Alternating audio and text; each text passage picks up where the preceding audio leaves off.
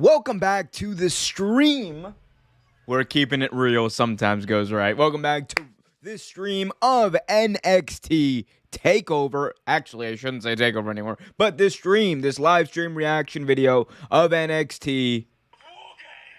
We got so much to talk about. All these wonderful matches. Cameron Grimes taking on Duke Hudson in a hair versus hair match. The dastardly Duke Hudson has already he's already trimmed the beard of Cameron Grimes. Cameron Grimes, we're seeing a different Cameron Grimes. We're seeing Cameron Grimes who seems like he's more serious, more ready for this challenge. So we're gonna be doing that. Please leave your questions in the chat. Let me know who you guys think is going to win tonight. Also have the NXT Tag Team titles on the line with Imperium defending against now the team of Kyle O'Reilly and Von Wagner. Very interesting team here. Kyle O'Reilly, of course, one of, if not the most decorated tag team champion in NXT history. He will be defending, or he will be trying to obtain another reign with the NXT Tag titles. Von Wagner trying to win his first championship in NXT. We'll see how that goes for him. Roderick Strong taking on Joe Gacy in a cruiserweight title match where the cruiserweight division doesn't even matter because Joe Gacy's bigger than 205. He is looking to create a more inclusive NXT. I don't know what the cruiserweight title has to do with that, but we're going to find out tonight if he has what it takes to become the next NXT cruiserweight champion.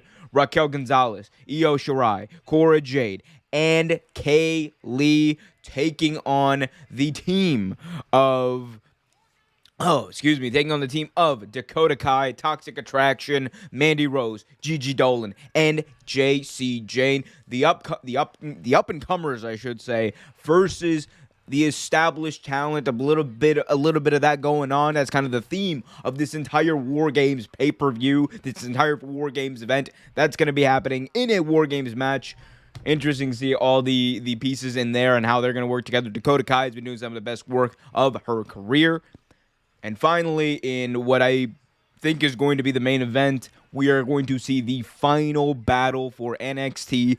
Arguably, potentially, almost definitely, the last time we're going to see Johnny Gargano in an NXT/WWE ring for a while, possibly, because as of December 10th, which is, according to my watch, just 5 days from now, his WWE contract is done. And he is not re-signed. He is exploring his options. We know that's true. So Tommaso Ciampa, Johnny Gargano, Pete Dunne, and for some reason LA Knight and not Kyle O'Reilly taking on the team of Braun Breaker, Carmelo Hayes, Grayson Waller, and Tony D'Angelo. For some reason, Grayson Waller's in this match and Von Wagner is not. You could argue that the two people that are challenging for the NXT Tag Team titles probably should be in that WarGames match because they each represent one, the new NXT, and also the old black and gold NXT. Also tonight is Beth Phoenix's final time on commentary for NXT live tonight from the Capitol Wrestling Center. They're just getting started. There's 2 rings. Vic Joseph is dressed in. What is he dressed in? What is Vic Joseph wearing? Vic Joseph is wearing a leather jacket. Let's go to the chat where our mod Cincy Edits is here. Sheesh. The way they did the picture, it looks like the old NXT versus the new NXT. It's exactly what it is. Basically, that is the theme of the pay-per-view, the event, whatever. Chucky Dolls is in the chat. Welcome, Chucky Dolls. By the way, if you're in the chat, if you're watching, hit that like button, subscribe, and hit that notification bell so you get notified whenever a new video is released. And Chucky Doll says, I love Toxic Attraction. They are going to get started here with a WarGames match. And I have a feeling it is going to be one of the interesting. There's only two WarGames matches, but I have a feeling I know which one is going to be. As I try to pull up this graphic. In the meantime, hit that like button, subscribe, and hit that notification bell so you get notified whenever a new video is released. As they are explaining the rule of WarGames, as William Regal would like to say. Oh God, everyone wants to be William Regal, but they can't. They can't come close to the grace of the dude of that dude. Anyway, so let's go to it. Yep, they are going to be starting with the first War Games match, which is going to be, of course, as I said, Raquel Gonzalez, Io Shirai, Cora Jade, Kay Lee Ray versus Dakota Kai and the members of Toxic Attraction, the NXT Women's Champion, Mandy Rose, and the NXT Tag Team Champions, Gigi Dolan and JC Jane. They're putting them over big time. So one of the first big battle for NXT. Let's see what they got here as Cora Jade makes her way to the ring, one of the youngest competitors in this match, also one of the up-and-coming competitors in this match who has a lot of potential that people think, I personally think, is going to make a huge impact moving forward in this new era of NXT. But they're now coming in is Raquel Gonzalez. So interesting to see here. They're having everybody come out first, and then I assume they're going to bring people in. That's a very interesting way to do it. Kind of different from the way they did it before. AEW did it this way as well. Since the edit says, I like Braun Breaker, so I want his team to win. Oh my God, Braun Breaker. We'll see. I think it's going to be a young people's night. I think the young people are going to be going over significantly more than the older people in this match or in this card, because that's kind of what they built this up to be. The new NXT, the new faces, the new people, the new talents are going to be making their names tonight. And this is essentially going to be the last hurrah of the old era of NXT, the black and gold that everyone loved. Johnny Gargano, his contract ending. We don't know how much longer Tommaso Ciampa is going to be around. Kyle O'Reilly literally said he rejected multiple offers to re-sign with WWE. It's a crapshoot. It's a crapshoot as far as some of these other competitors as well. We know Eli Drake's going to be around. We know Pete Dunne just resigned, but Tommaso Ciampa, how much longer is he going to be around? Since he says, I honestly don't care about the women's war game. I mean, the story was good. It's just kind of been overshadowed by the other War Games match in this instance. But I think it is kind of compelling, the competitors that are in this match and how much they can go, especially like someone like Cora Jade, who I think is seeking to prove something. Io Shirai and Raquel Gonzalez are obviously great, as is Dakota Kai. They've got a lot of great workers and a lot of young people who need this experience, who I think are going to get a chance to learn and get better. And that's what I hope to see. And I also hope to see you all hit that like button, subscribe, and hit that notification bell so you get notified whenever a new video is released. Also, if you're feeling generous, hit that link that is pinned in the chat and donate a chat there. You can also just write your question in here or your statement. But if you donate it, you are guaranteed to have your statement or question read out. So help us out, help me out, help my self-esteem. Now, they're still doing entrances for NXT TakeOver War Games. Actually, it's not a takeover. My bad. It is not a takeover. It is just War Games, or as William Regal would say. Yep, what he said. I'm never gonna get I'm never gonna get sick of the Regal button. Let's do it one more time. NXT. I love that. I love that so much. Since the edit says, pretty obvious Mandy's team is going to win. You never know. You never know. I mean, they could put, they could put Cora Jade over. That is something that they could do. So let's see. I don't like the elongated entrances. So okay, this is interesting. So Dakota Kai is going to start off here.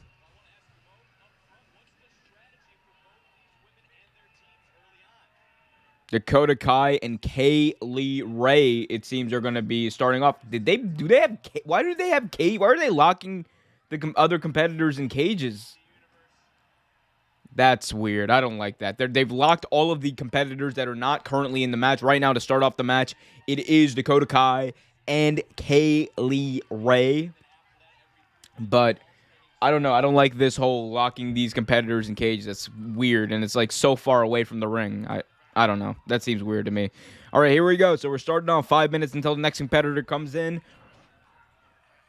Pinfall or submission in the ring is the WWE rule for WarGames.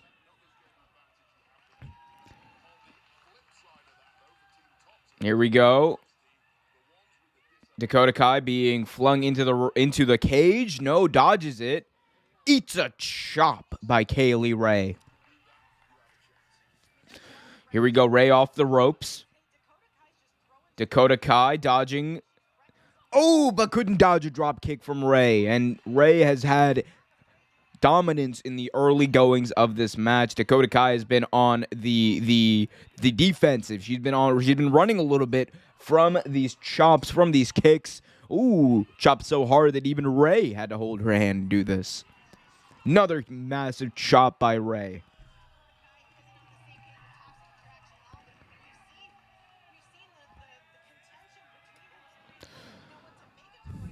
Since yet it says, remember the Pat McAfee and Adam Cole match? Yes, the Pat McAfee versus Adam Cole match. Historic moment in wrestling history. Pat McAfee can go in the ring. He's out of shape. That's true. He is out of shape. But that dude can 100% go in the ring. Just like this channel can go and this channel can grow. If you subscribe, hit that like button, and hit that notification bell so you get notified whenever a new video is released.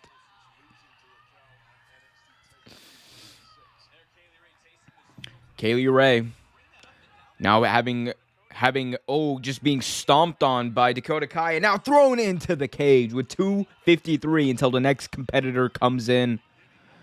And now Dakota Kai, there's a kendo stick in the ring.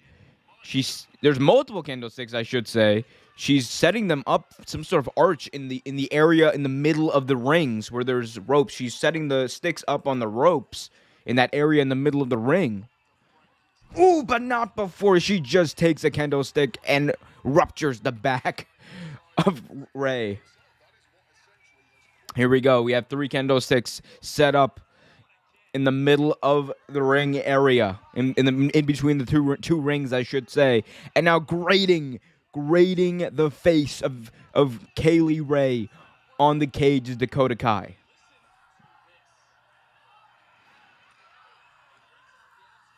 Here we go. Oh, one of the sticks fell. Oh, dear. Oh, dear. One of the sticks fell, and now, no. She's trying to launch her through the sticks. No, could not do it. When you set it up, it's likely that you're the one going through that. With 1:45 left until the next competitor comes into the ring. Now Dakota Kai in control of this match over the last few minutes. Kai again trying to bait Ray into the middle area between the two rings. She goes up on the top rope of the first ring, bringing Ray up with her, looking for a superplex into the other ring. No, Ray fighting it off. Toxic Attraction is in their cage. This is so weird. Why do they have a cage? Why do they have cages where they're putting these people in? Just have them backstage. Oh, here we go. Dakota Kai grabbing a baseball bat. But now Ray, with a somersault, launches herself into Dakota Kai, taking her out. What a launch. She launched herself from one ring over the ropes into the other. Kaylee Ray, not afraid of Dakota Kai, not afraid to put her body at risk. Here we go now finally setting up the 3 kendo sticks. The 3 kendo sticks are still set up in between the 2 rings. And now Kaylee Ray looking to put Dakota Kai through them, and she does, belly first. Dakota Kai going through 3 kendo sticks in the middle of the ring and hitting her stomach right on that metal ramp, that metal way, whatever you want to call it, in between the 2 rings. 3, 2, 1. The next competitor is coming out. Let's see who it is. And it's going to be Cora Jade, the 20-year-old upstart, as they say, as JR would love to say. And she's bringing in the skateboard. She's bringing in the skateboard. The youngest competitor in WarGames history takes the skateboard to the midsection of Dakota Kai another time. And now looking to hit her in the head. No. Reversal. Kai goes up and over. But no. Gets Irish whipped into the ropes. Reversal by Kai. Eats an enziguri. Dakota Kai is at a 2-on-1 disadvantage here. As, big knee strike. Just absolutely huge knee strike. Almost a V-trigger-like knee strike by Dakota Kai. And Dakota Kai needs some serious help. It's a 2-on-1 advantage here for the baby faces, which you don't see much. And I don't know how much logic that actually makes sense. I don't think that really makes too much sense, to be honest with you. Now Jade and Ray are just stomping away at Dakota Kai. Oh, big kick to the back of Dakota Kai by Jade.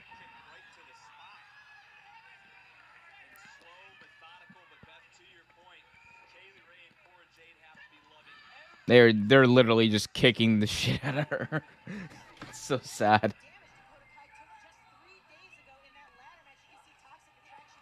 Since the edit says WarGames is like the Elimination Chamber on crack. Kind of. Well, I mean, the Elimination Chamber is just the Elimination Chamber honestly is just a more complicated version of WarGames.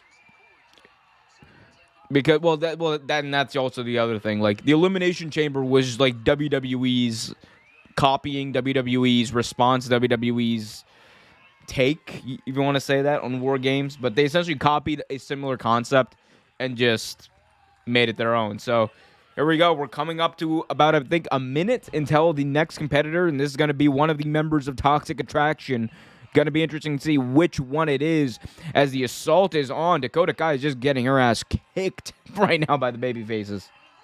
Guys, hit that like button, subscribe, and hit that notification bell so you get notified whenever one of our daily videos is released. Live streams, videos, podcasts, much more right here on the channel. So subscribe if you haven't already. Leave a chat too. Let us know what you think of the show. Questions about wrestling, football, NFL. I don't really care. Ask your questions in the chat. Make your voice heard. And if you can, please donate using the link that is pinned in the chat above. Dakota Kai now trying to fight these two women off, but she's able to trip up Jade. Now Jade, eats a stomp to the shoulder by Dakota Kai with 7 seconds until one of the members of Toxic Attraction comes in to even the odds. And let's see who it's going to be.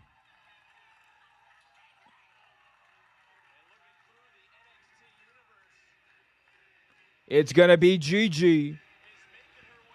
Gigi Dolan is on her way, but she stops.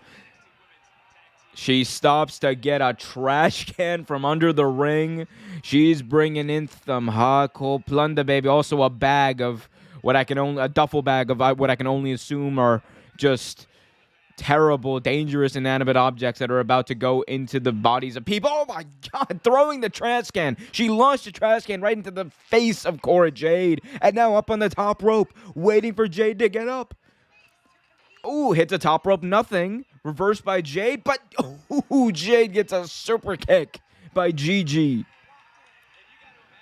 3 minutes until the babyfaces get to take a one-person advantage.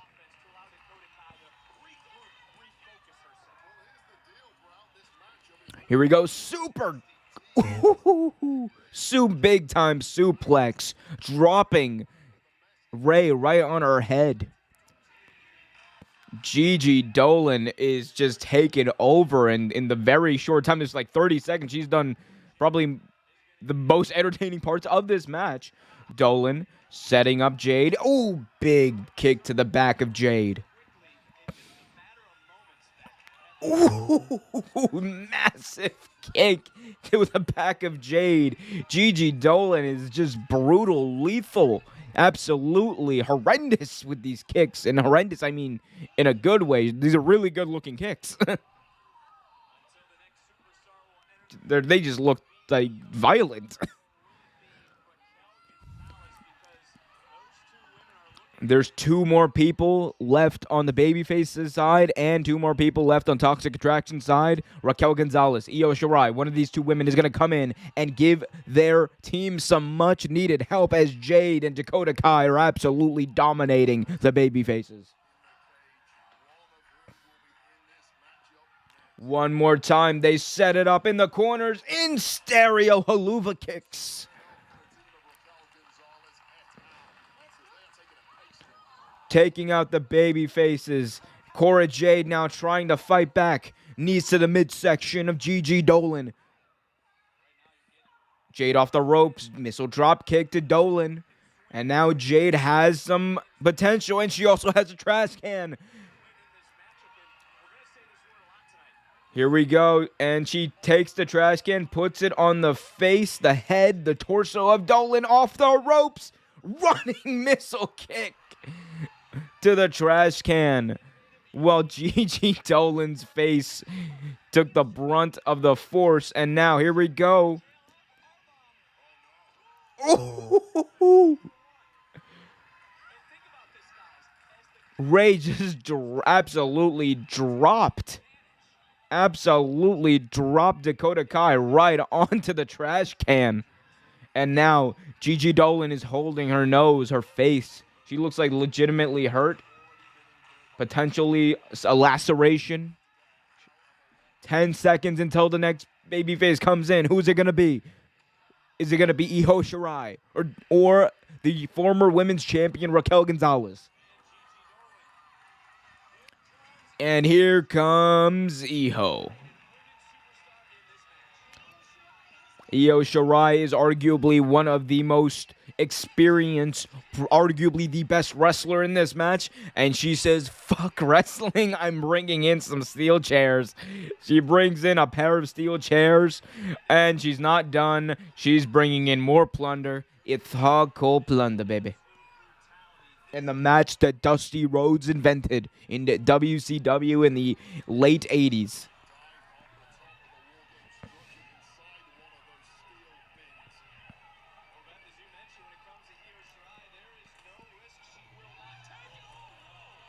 My God.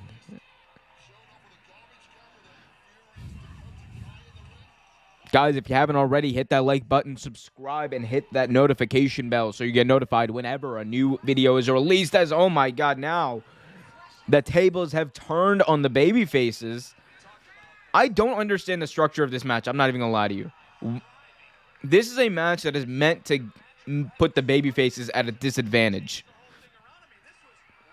You're supposed to put the good guys, you're supposed to put the heroes at a disadvantage, and you're supposed to put the villains at an advantage so they get heat. 2 minutes until the next member of Toxic Attraction comes in. And now it's 2-on-3. Toxic Attraction at the 1-woman disadvantage.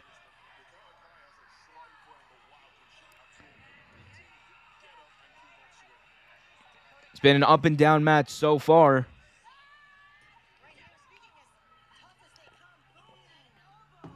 Oh my God, Jade just got an elbow right to the face by Gigi Dolan that was stiff as a board. Oh.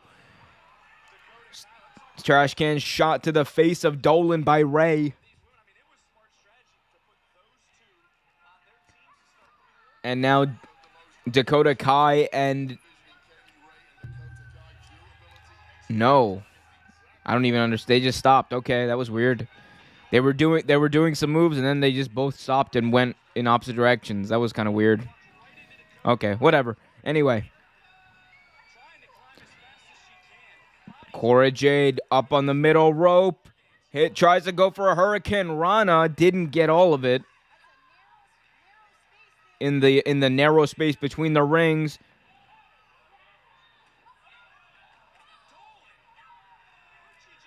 I am not liking these camera cuts. I'm not going to lie to you. I am not liking these camera cuts. They are... I just can barely tell what's going on.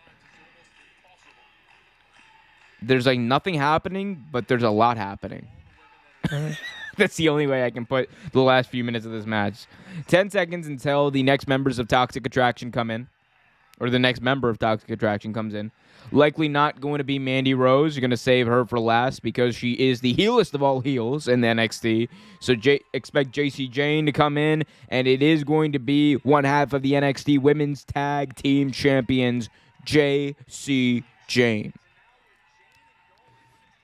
And now it's 3-on-3. Up next for Team NXT, or no, not Team NXT. Up next for the baby faces, it's going to be Raquel Gonzalez, and then Mandy Rose for Toxic Attraction.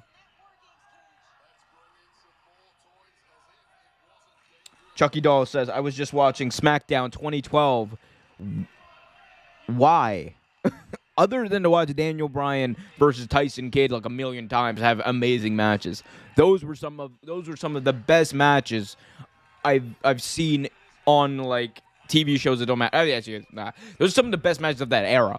If you go back and watch, like from 2011 to 2012, Tyson Kidd versus Daniel Bryan, they were just killing it, absolutely killing it in 15, 20-minute matches on SmackDown that, like had no purpose. They were just facing each other to face each other.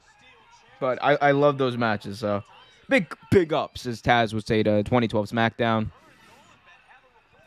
Here we go. Dolan with showing Jade how a Hurricane Rana is done, basically. And I don't know what that was. I honestly cannot. I don't know what that was. It was an attempt at a knee that did not land. So far, the most impressive person in this match has been Gigi Dolan. She has been great. She's been very crisp. What is happening?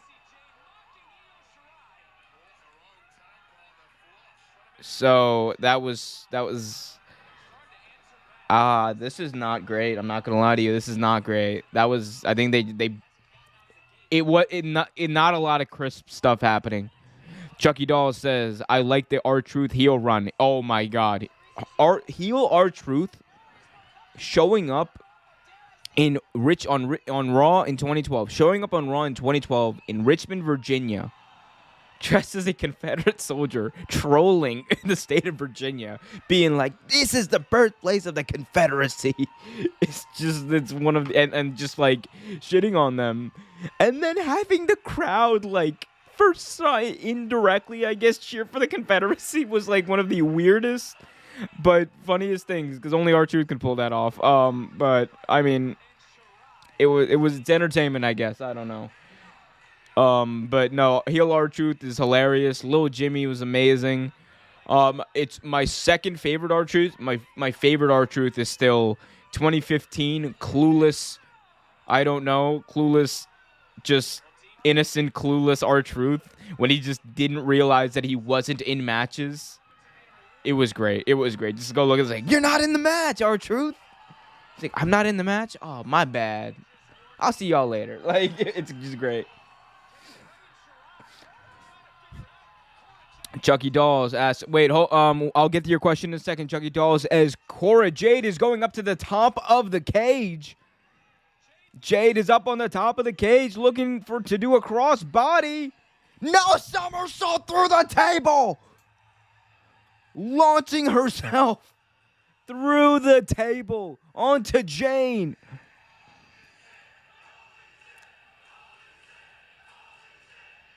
Clutching her shoulder. It looks like she took herself out just as much as she did her opponent.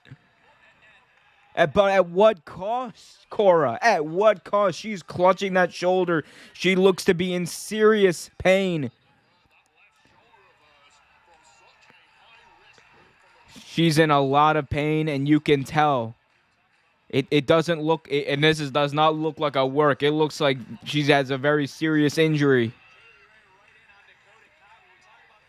My God, up from the top of the cage, a backflip through Jane, through the table. And she landed right on that shoulder, and you could tell she clutched it immediately. Oh my God. Great job there by Cora Jade. And she's still clutching that shoulder, trying to, I think, make her way over to the possibly to the door, and she just collapses in pain, it would seem. She just collapses in pain. I think they might try to get her some medical attention. Cora Jade is just she might be taken out of this match legitimately. Or no. Io Shirai closing the door, saying no, we need her. And now she's literally dragging Cora Jade. She's dragging Cora Jade. Oh my God, she's about to pop this shoulder back into place. Oh my God. She's about to pop the shoulder back into place in the middle of the ring. 1, 2. God.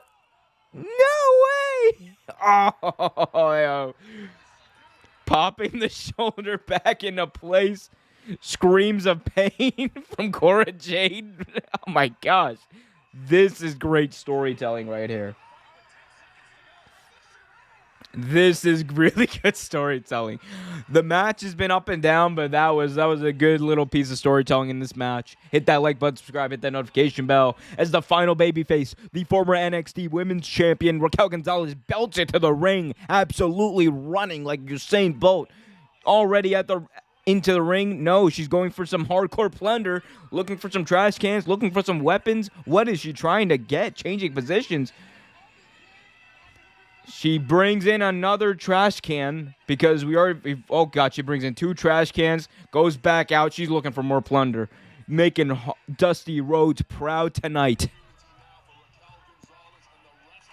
More steel chairs. Raquel Gonzalez is bringing anything at all. She goes looking for even more plunder. And there's a shovel. Someone obviously didn't watch Dynamite. They already did that spot. But here's Dakota Kai and Gigi Dolan closing the door, or shutting the door on Raquel Gonzalez, trying to make sure that she doesn't get into this match. They know she's more than an equalizer.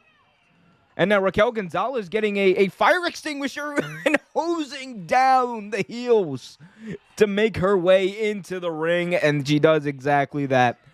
Chucky Dolls asks, do you watch JD from? Oh, JD Fronty to us. Yeah, I know. I've watched JD. I used to watch JD a lot more a few years ago, but yeah, I know him, and he's got a great channel. Big ups to JD for his following and everything. He's like one of honestly the pioneers of like wrestling talk on YouTube and in general. That dude does a lot of great stuff. So big ups to him.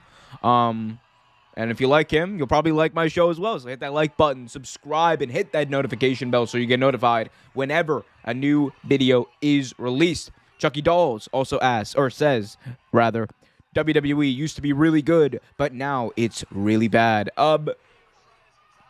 As a whole, I tend to agree with you.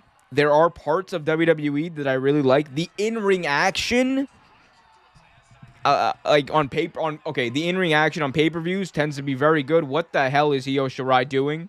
She took a trash can to the top of the cage. But just to finish that thought, storytelling in WWE means absolutely nothing anymore. And that's the sad part, because that's one of the biggest parts of forgets pro wrestling. It's one of the biggest parts of entertainment when you're writing a show is having some sort of logic and storytelling. And there's a big I think that was a botch too. I don't know. This has not been a crisp match. I'm not gonna lie to you. Like, Raquel has been great. Gigi Dolan has been amazing. Cora Jade has been up and down, but pretty good. I want to say Io, obviously, amazing. As Io does, oh my God, a moonsault onto a trash can that Dakota Kai was in, and now they're checking on Cora Jade. Raquel goes to check on Cora Jade and her shoulder. But yeah, no storytelling for the most part in WWE. NXT's had some good bit of storytelling actually over the past few weeks, and usually has had good storytelling. But Raw, SmackDown, they're not incentivized to do it. So I guess that's why, maybe. But I don't know. Let me know what you guys think in the chat about WWE and if they tell stories. If you like what they do, if you hate what they do, let me know in the chat. Hit that like button, subscribe, and hit that notification bell. As we are coming up on 5 seconds before the final competitor, the NXT Women's Champion Mandy Rose is now on her way to the ring to finally, by God, finally equalize this match. And here she comes, Mandy Rose. Enters the ring, grabs a chair, and goes right for Raquel Gonzalez. Boom! Steel chair shot to the back of Gonzalez. A referee comes in as well. Now it's on. Pinfall, submission in one of these two rings is the only way to win here in NXT in NXT WarGames. Or, as my favorite general manager in WWE history would say, NXT WarGames. I love William Regal.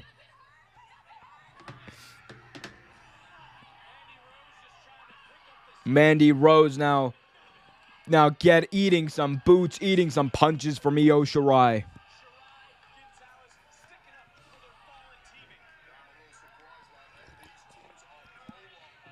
And now they're doing the spot. I thought the crowd was chanting boring for a second, but they're chanting War Games.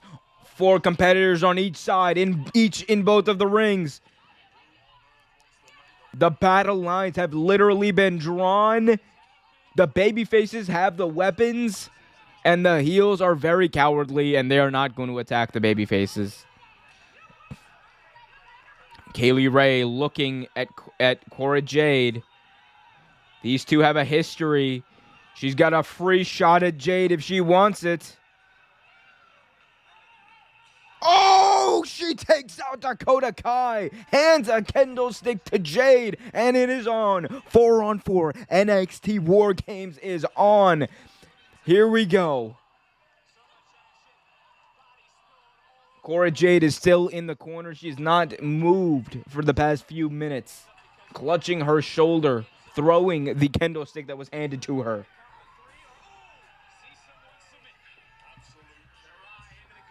Absolute chaos, says Stu Bennett on the call. I love Stu Bennett, by the way. Sad to see Beth Phoenix go. This is Beth Phoenix's final time on commentating for NXT. She's going to be spending more time with her family, which is great. Love to hear that and see that. She's been amazing. One of the best commentators, color people that NXT has had ever. But she's going out and hopefully, and it's what a way to go out, what a pay-per-view, what an event to go out on. The last final remnants of the old NXT are going to be put to bed tonight here at NXT War Games. Mandy Rose, where did this fire come from? Mandy Rose laying in shots on Raquel Gonzalez with the kendo sticks. Just absolutely whacking her with this kendo stick.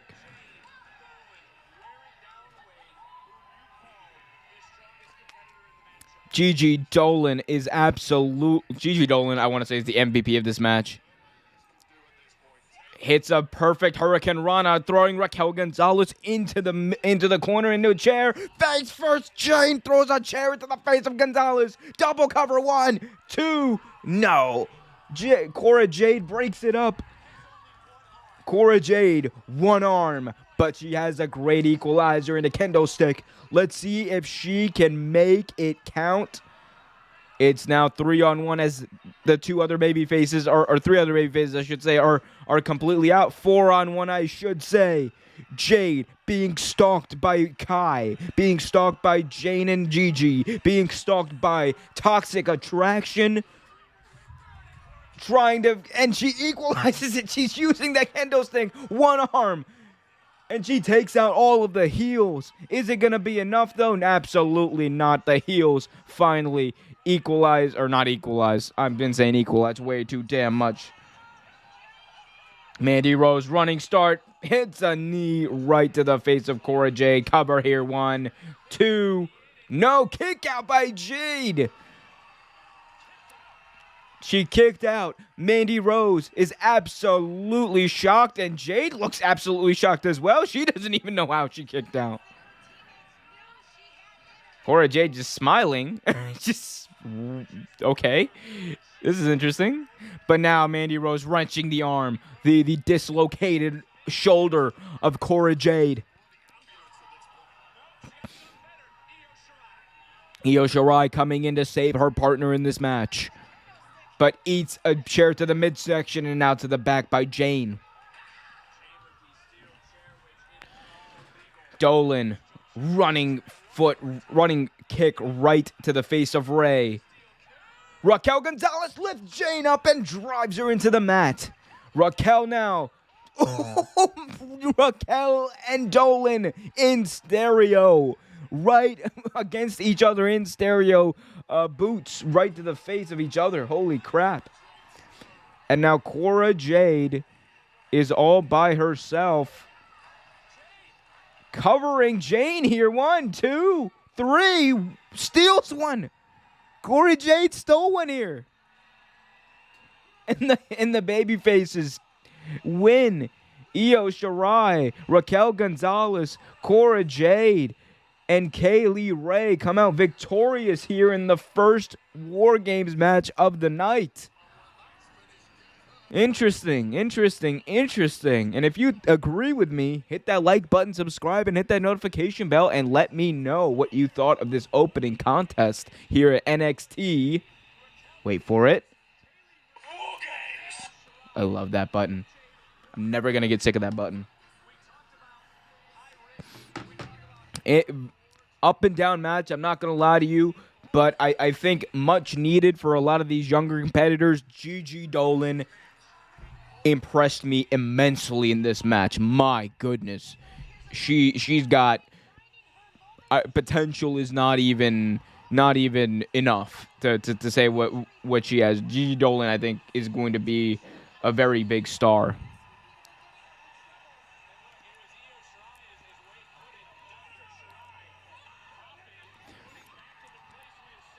Interesting fact, by the way, Gigi Dolan, the formerly married to Darby Allin, which I thought was extremely interesting. They were together. They were married. Both very young, but hey, it's I guess talent attracts talent, isn't that right?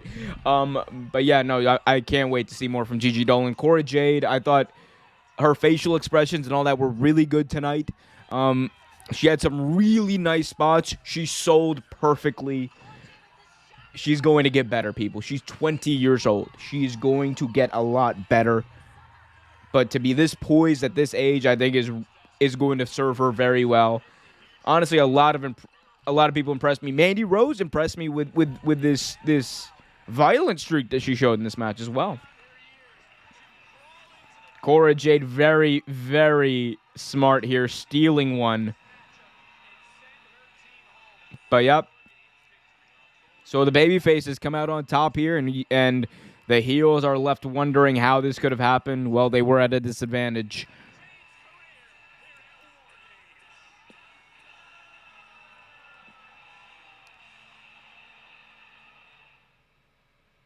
Interesting. Guys, if you haven't already, hit that like button, subscribe, and hit that notification bell so you get notified whenever a new video is released. We have daily videos on pro wrestling, the NFL, the NBA, and a lot more stuff. So please subscribe today. We have a few more matches, to say the least, up. We still have the NXT Tag Team titles are going to be defended by Imperium against the team of Kyle O'Reilly and Von Wagner. We're also going to have Roderick Strong defending his NXT Cruiserweight Championship against Joe Gacy, the woke monster, Joe Gacy. And we're also still going to have the hair versus hair match. Cameron Grimes versus Duke Hudson, the new and improved Cameron Grimes versus... what a dastardly heel Duke Hudson is, by the way. And, of course, the battle for NXT, the black and gold versus the rainbow. I want to say, I don't know. The 2.0 is what they're calling it, but the rainbow. Braun Breaker, Carmelo Hayes, Grayson Waller, and Tony D'Angelo taking on Tommaso Ciampa, Johnny Gargano, and what is likely Johnny Gargano's final match in NXT, at Pete Dunne, and of course L.A. Knight. So a lot more to look forward to here tonight. Hit that like button, subscribe, and hit that notification bell. Pretty good opener. I think there's a lot to like. Like I said, they're young. There's a lot of young people in this match, and I would say I would say a similar thing other wrestling companies. 20 years old to be that poised in the ring, I think is just very impressive. At least in my opinion, they're all going to get better. And this was kind of a look into the future of WWE, into the future of wrestling. Gigi Dolan, MVP of this match. It doesn't matter if she lost. I think she was the MVP of this match. Corey Jade showed a lot of poise. She showed a lot of guts. She showed a lot of her creative chops, I want to say. And, of course, we know what Iho and Raquel and Dakota Kai bring to the table as well. But ask your questions in the chat. Let me know what you guys thought of this match. Like, share, subscribe, all that jazz. As there's a commercial now, because I pay for the platform, but I still must watch commercials of DJ Khaled. We the best. Music. Oh, DJ Khaled's partnered with Pandora? That's interesting. Hair versus hair match. NXT Tag Team title match. Cruiserweight title match. And, of course, the WarGames to end all WarGames. Team NXT Black and Gold versus Team NXT 2.0 in... God, I love that sound.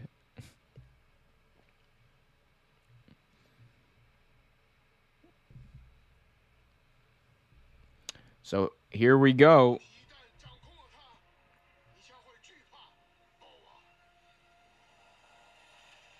Oh, he's got a backstage vignette about somebody.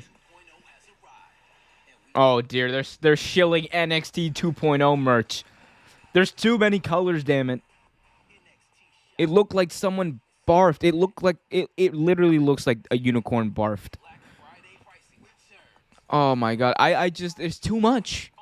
It's too much. It looks like Saturday Morning Slam. It's too much.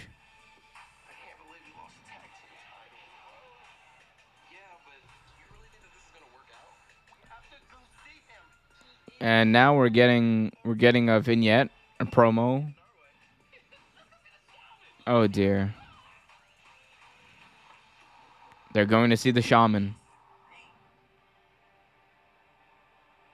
Who is the shaman? It's him. Who is him? MSK, meet the shaman live on Tuesday. You gotta wait till Tuesday to meet the shaman, apparently.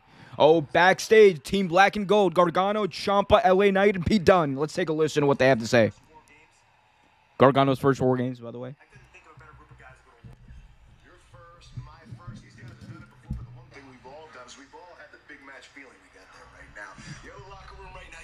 Scared little boys because they ain't ever felt this before. But they have that little glimmer of hope thinking, oh, we have the one-man advantage, right? No. Somebody told them the wrong damn story. Yeah. Cruiserweight. Beautiful. Pete Dunne doesn't care. It's big for us. Big for you. Tonight, it's not just our moment. Tonight, it's your moment.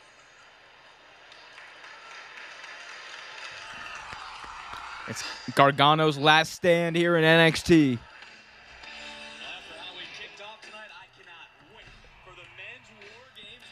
Tommaso Ciampa telling Johnny Gargano, tonight is not just our moment. It's not just a moment for the Black and Gold.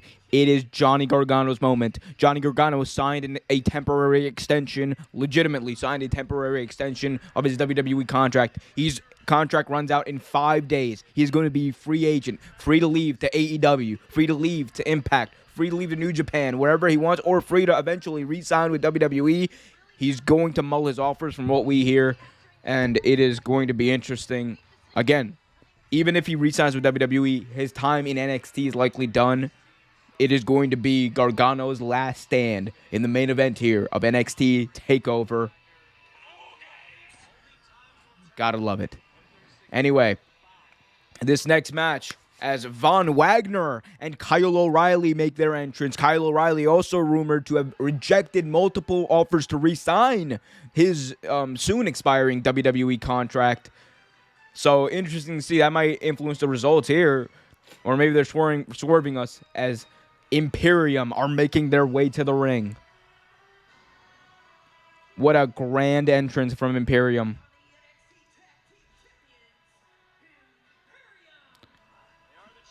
They are the NXT Tag Team Champions. And all they do is they show up, they beat people up, and that's all they do. Like, I love Imperium. They're so grand. They're so great. They're so tough. Are one of the honestly most protected factions there is in WWE right now. Let me know who you guys think is going to win this match. NXT Tag Team titles on the line. Imperium defending their tag team titles against the very interesting team of Von Wagner and Kyle O'Reilly. Two people that you could very well argue should be in the NXT WarGames match at the end of the night. Wagner, of course, with Team 2.0, and O'Reilly with Team Black and Gold. O'Reilly, especially if he's leaving, it would have made a lot of sense to put him in the match instead of LA Knight. It makes a lot more sense to have him as someone who has represented that era of NXT. But Von Wagner as well, someone who is new. He was really a huge part of this NXT 2.0 movement. Doesn't matter what I think, though. The match is about to happen. NXT Tag Team titles on the line. Imperium versus Wagner and O'Reilly. Again, let me know who you guys think are going to win this match. Hit that like button, subscribe, and hit that notification bell so you get notified whenever new video is released. O'Reilly will start the match.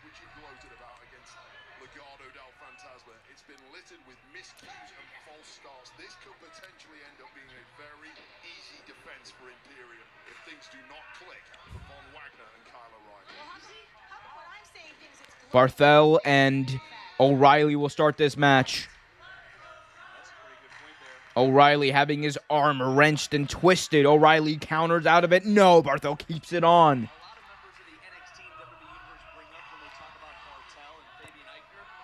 Barthel is just working on that arm very smartly. Kyle O'Reilly trying to, and he puts an armbar on. Can he get it in? Can Kyle O'Reilly get the armbar in? No, reverse for a cover. 1, 2, no.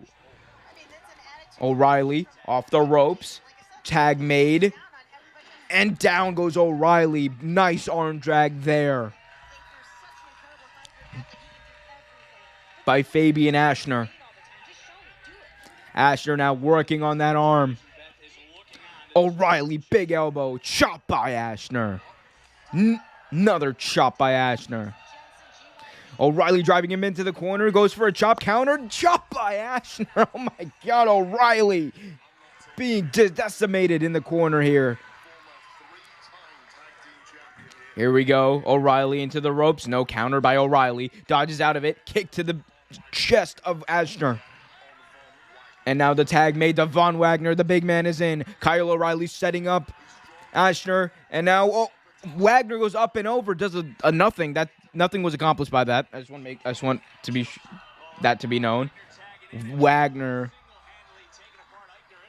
taking apart. I've been mispronouncing his name. Eichner taking apart Eichner. Wagner with a diving headbutt here. Cover 1. Kick out by Eichner.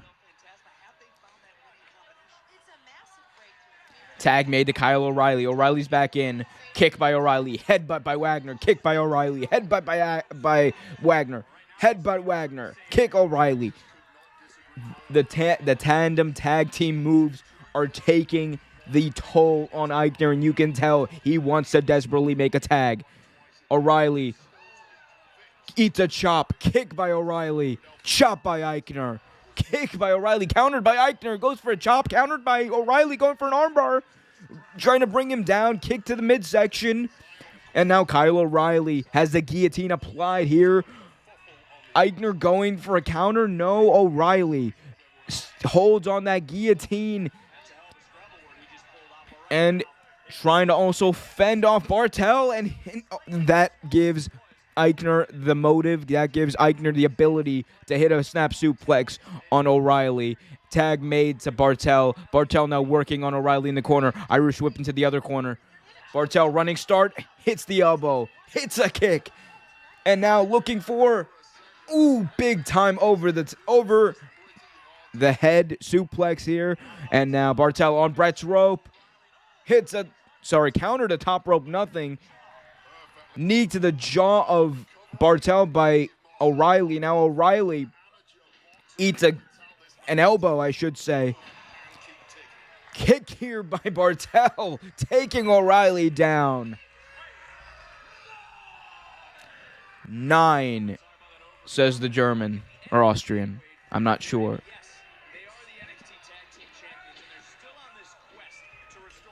Tag made to Von Wagner. Shoulder tackle by Wagner. Wagner countered by Bartel. Hits a big time shoulder tackle on Bartel. Body slam by Wagner. Von Wagner with the babyface fire of Hulk Hogan. No, I'm just kidding.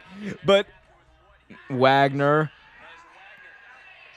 being tested here by Bartel. Bartel able to hit Wagner in the face, makes the tag. Aichner is in, and now it's the two big men, Aichner and Wagner. Wagner eats a chop and is not phased at all. Von Wagner, the strength of Aichner lifting Wagner into the fireman's carry. Slamming him down. Aichner showing off his strength.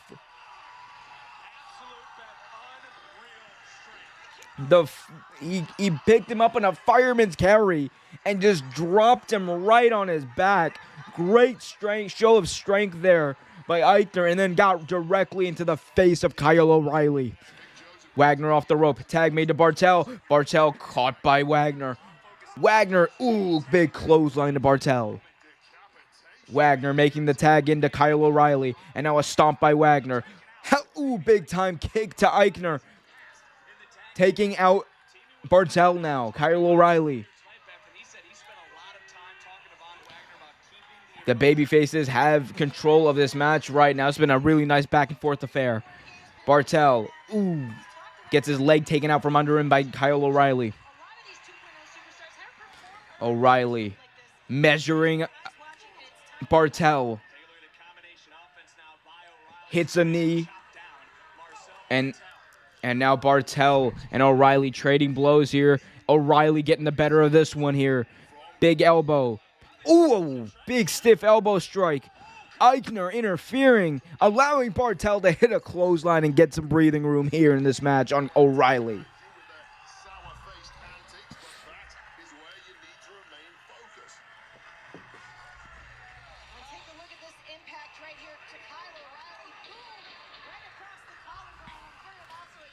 Bartel shoving down O'Reilly now. Tag made. Aichner's a legal man here for the heels. Ooh, big clothesline by Aichner, the strong man of Imperium.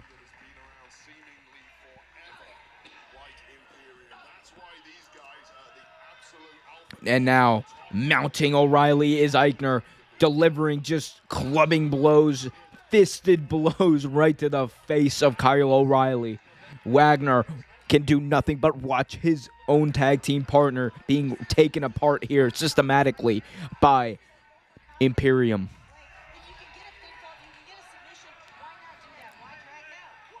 Off the ropes goes O'Reilly, countered here, hits a kick on Bartel, taking Bartel out, and now goes after Aichner, and Eichner's on the outside too. O'Reilly crawling his way to make a tag to get Wagner back into this match. Why doesn't Wagner just attack the heels on the outside? Aichner gets in front of him. Snap suplex by Kyle O'Reilly, making the tag O'Reilly. Wagner's a legal man. Big, fiery babyface, taking out the heels. Shoulder tackle, clothesline attempt, countered. boot to the face of Eichner. Off the ropes goes Wagner. Wagner now waiting. Scoop slam. Von Wagner just showing off his strength, his ability, his fire here. Taking out both Eichner and Bartel. Clothesline both men to the outside. And also in the process, takes out the ring apron. The ring apron literally came apart. That's how strong this kid Von Wagner is. Wagner now going to the outside. Clothesline here to Eichner. Clothesline there to Bartel. Back onto the outside, back on the attack. He's going after Bartel now. And he slams, drops Bartel right onto the edge of the ring. Eichner has to only look on as Kyle O'Reilly takes out Eichner on the outside. Knee strike by O'Reilly. Von Wagner slamming Bartel. Cover here. 1, 2. No. Kick out by Bartel. Holding on to his NXT Tag Team Championship.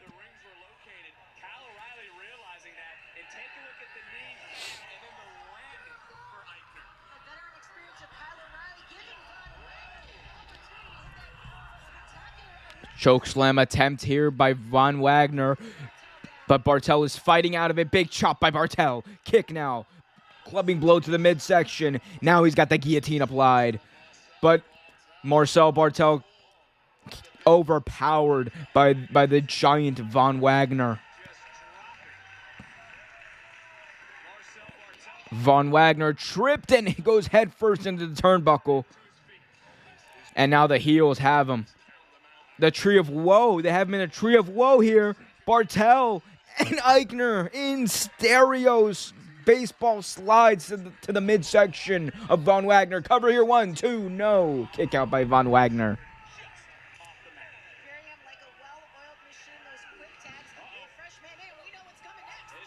Here we go. Off the top rope. Caught is Bartel chokeslam onto Eichner by Von Wagner. And now Wagner makes the tag into Kyle O'Reilly. O'Reilly trying to get the crowd into it. Goes up to the top rope. O'Reilly attacks the ankle from the top rope. And now he's got that ankle lock locked in. Bartel in the middle of the ring. Nowhere to go. He's trying to crawl his way to the ropes. Bartel trying to hold on to his ankle and the NXT Tag Team titles. Eichner goes up to the top. Somersault moonsault off the top rope, hitting Kyle O'Reilly.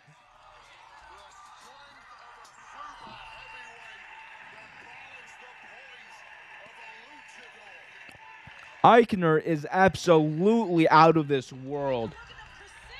Jumps off one rope to the other and then delivers a perfect moonsault on Kyle O'Reilly to help out his tag team partner and potentially, in all likelihood, hold on to the NXT Tag Team titles. Tags in. Eichner tags in now. Ooh, boots Wagner out of this match.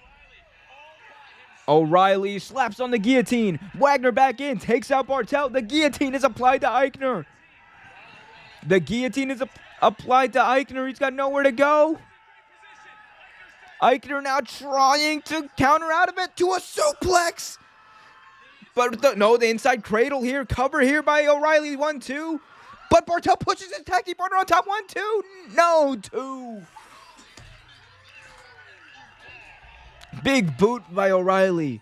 Big boot by Eichner. In stereo boots to each other. O'Reilly, wacky line.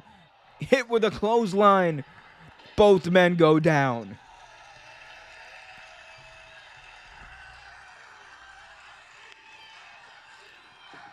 Massive NXT chants here from the crowd at the Capital One Wrestling Center, or the Capital Wrestling Center, the Capital One Wrestling Center. Could you imagine?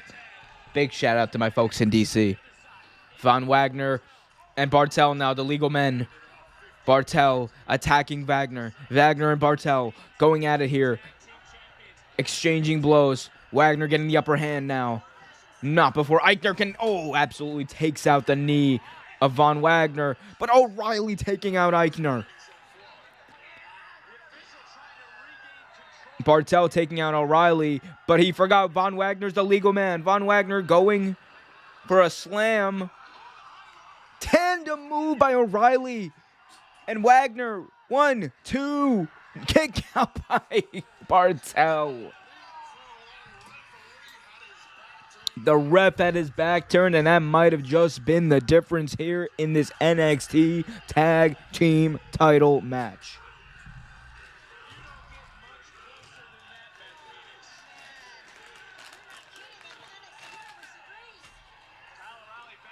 Kyle O'Reilly tags in now. He is the legal man.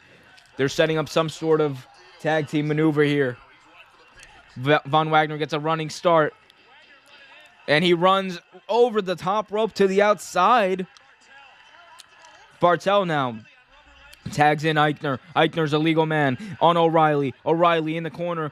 Eichner has a free shot. Misses. He goes up to the top and he takes out Von Wagner on the outside. Holy shit.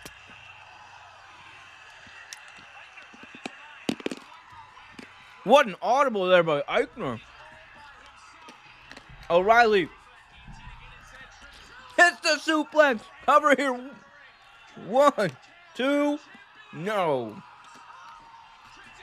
Slaps on the arm. He's looking for the armbar. Can he lock it in? Can he lock in the armbar? Can O'Reilly lock in the armbar?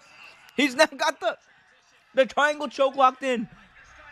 He's got the triangle choke locked in. Eichner trying to get to the ropes, trying to help his team retain the titles, trying to get to a vertical basis to relieve the pressure, but O'Reilly not letting it go. And now Eichner is down. Eichner's down. And Eichner's still fighting out of it. The powerful Eichner lifts up O'Reilly. Bartel tags in. And they're setting up O'Reilly for the double team. Cover 1, 2, 3. Imperium retains. What a match. What a match. What a freaking match that was. Valiant effort there by O'Reilly and Wagner.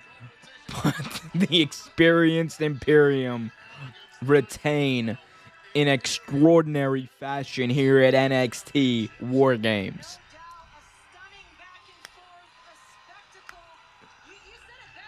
What a match that was. My God. If that doesn't get you into wrestling, I don't know what will.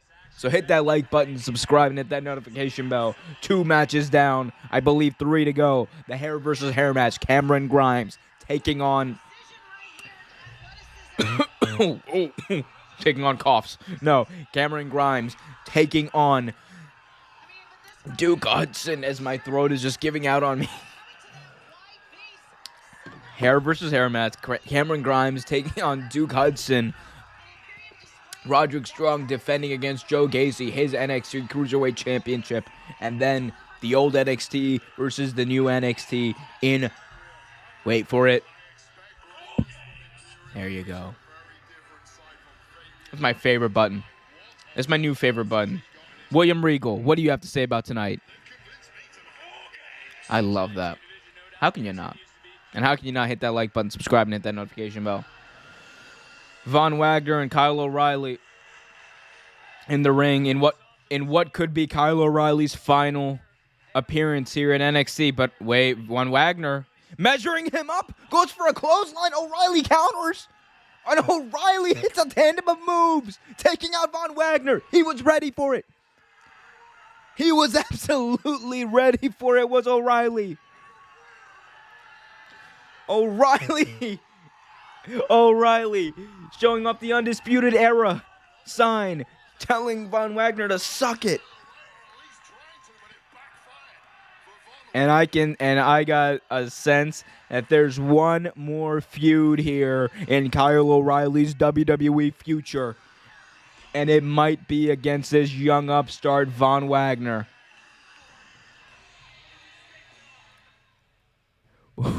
Ooh. WWE, just when I think I'm out, you pull me back in. But hey, I still have money that Kyle O'Reilly is going to be in AEW by Double or Nothing. At Double or Nothing, we're gonna have the Elite, Kenny Omega, and the Young Bucks versus the Undisputed Era, Bobby Fish, Kyle O'Reilly, and Adam Cole, baby. Book it. And we get a commercial for WWE Day 1, which is I like the logo. I don't know what you guys think about the logo for WWE Day 1, but I really am a huge fan of that logo. Like it's like the little devil horns or the cape. I don't know exactly what they were going for there, but either way, it looks really cool. So that is 2 matches down, 3 to go, and one of them is the main event. Tommaso Ciampa, Johnny Gargano's final match, potentially, in WWE. Definitely his last match in NXT, but his first match ever in... Wait for it. Love that button.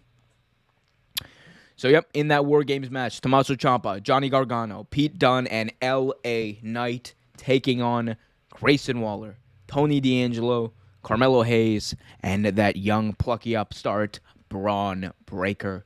Also, Roderick Strong will be defending his NXT Cruiserweight Championship against the woke one, Joe Casey. And, of course, we have the hair versus hair match. Cameron Grimes taking on Duke Hudson in that affair. A lot more to come. So hit that like button, subscribe, and hit that notification bell.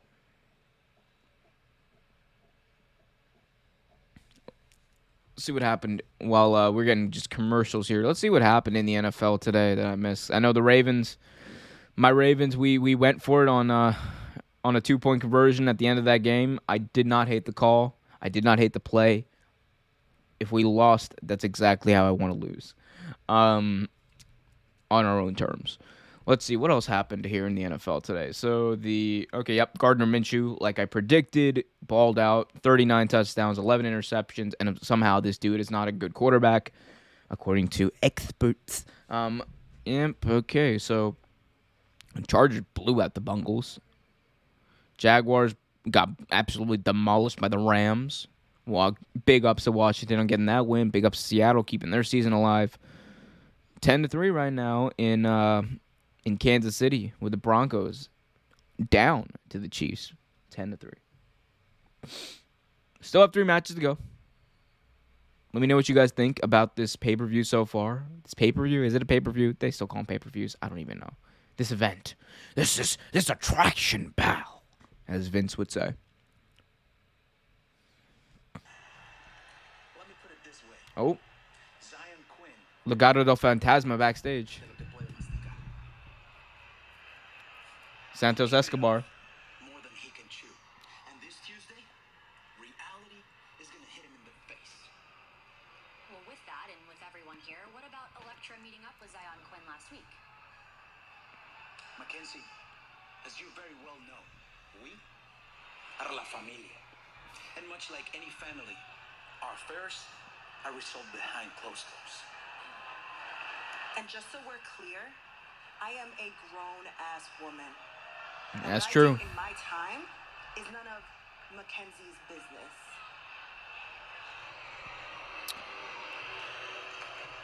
So there we go. Legado del Fantasma with some infighting potentially, setting up something for this Tuesday at NXT 2.0.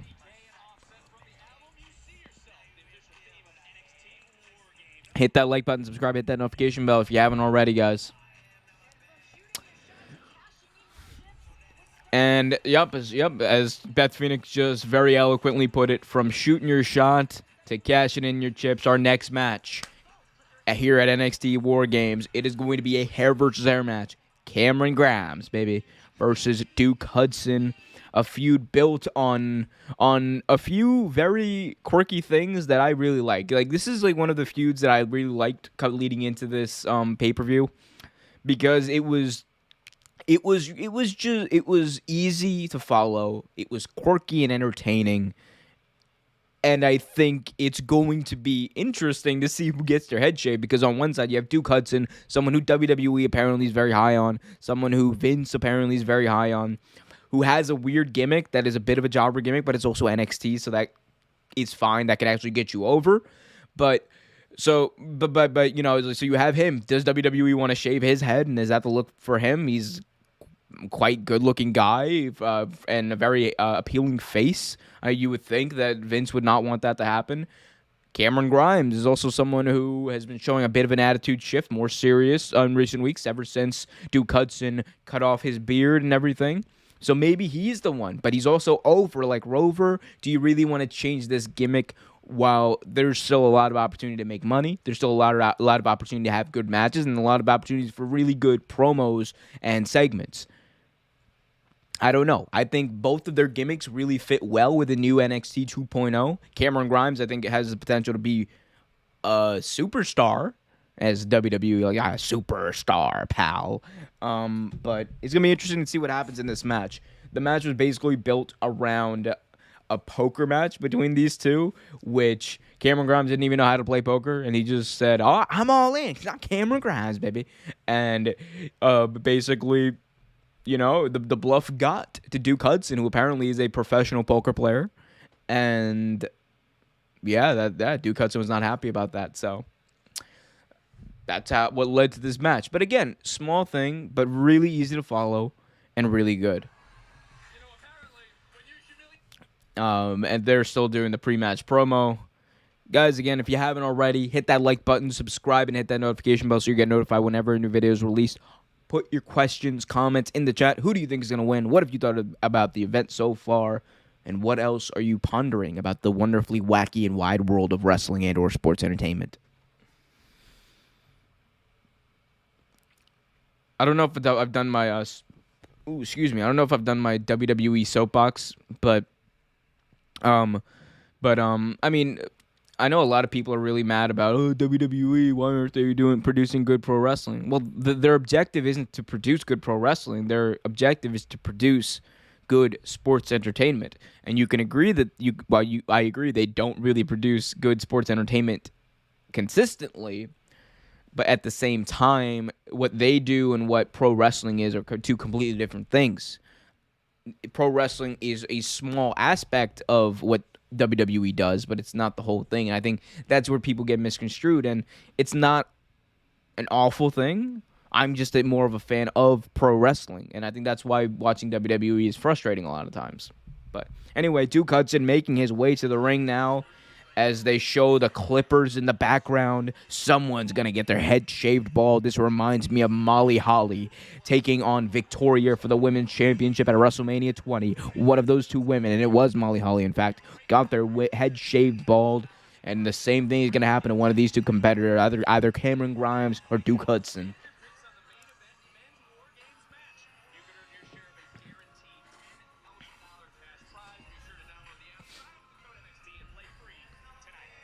Duke Hudson doing a combination of the Randy Orton thing and then the RVD thing. Literally just, that's interesting. That's an interesting pose. I'm not going to lie, Duke. And here comes Cameron Grimes, baby. The GameStop millionaire. I love that gimmick, too. He got rich off of GameStop during the pandemic. I love that gimmick. Cameron Grimes does look weird without a beard, though.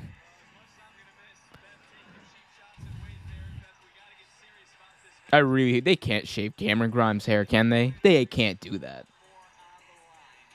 I mean, come on. You can't shave Cameron Grimes' head. It has to be Duke Hudson.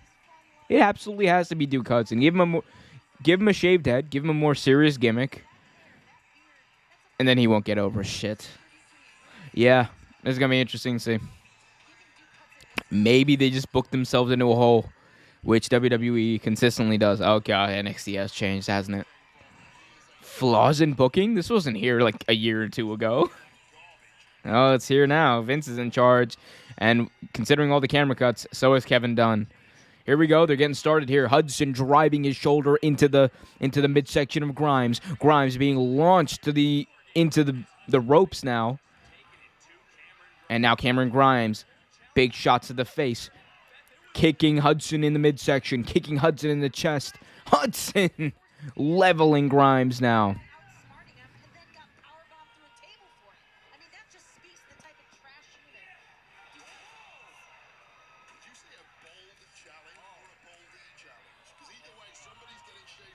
I love Stu Bennett. It's like somebody's getting stapled. I'm Wade Barrett. I love that.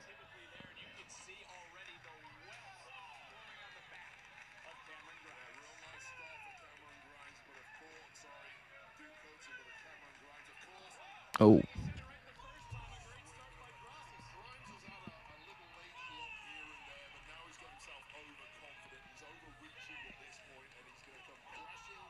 Oh, Cameron Grimes being driven into the ring. Did my thing go out? I'm wondering. Did my feed go out for a little bit? Can someone let me know? I think my feed went out. Am I back? I think I'm back. Hold on, let me see. Am I back? Okay, I think I'm back. Hey, welcome back, guys. I don't know what happened there. My feed went out as Cameron Grimes is a roll-up here on Duke Hudson. Anyway, 202 Degrees in the chat asks, did you see Kyle O'Reilly's hand sign? I absolutely did see Kyle O'Reilly's hand sign. The old Undisputed Era sign. Of course I saw that. That was really interesting. Obviously, O'Reilly's contract is running out with WWE, and he has apparently rejected multiple offers to re-sign. Bobby Fish has gone to AEW. Adam Cole is in AEW. There is a wide opening where Kyle O'Reilly fits right now in AEW as a member of the Undisputed Epic, whatever they're going to be called in AEW. You would think that he's going to be going there since he has rejected multiple offers from WWE apparently. So that's going to be, I think, in his future. Chucky Doll, 202 Degrees says Chucky Doll Omer doesn't know about JD from NYC. Of course I know. Dude, I literally said he's like one of the pioneers as far as like wrestling commentaries on YouTube. What you mean I don't know about that?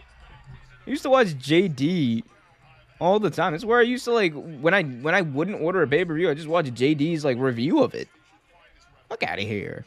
I don't know JD. Of course I know JD.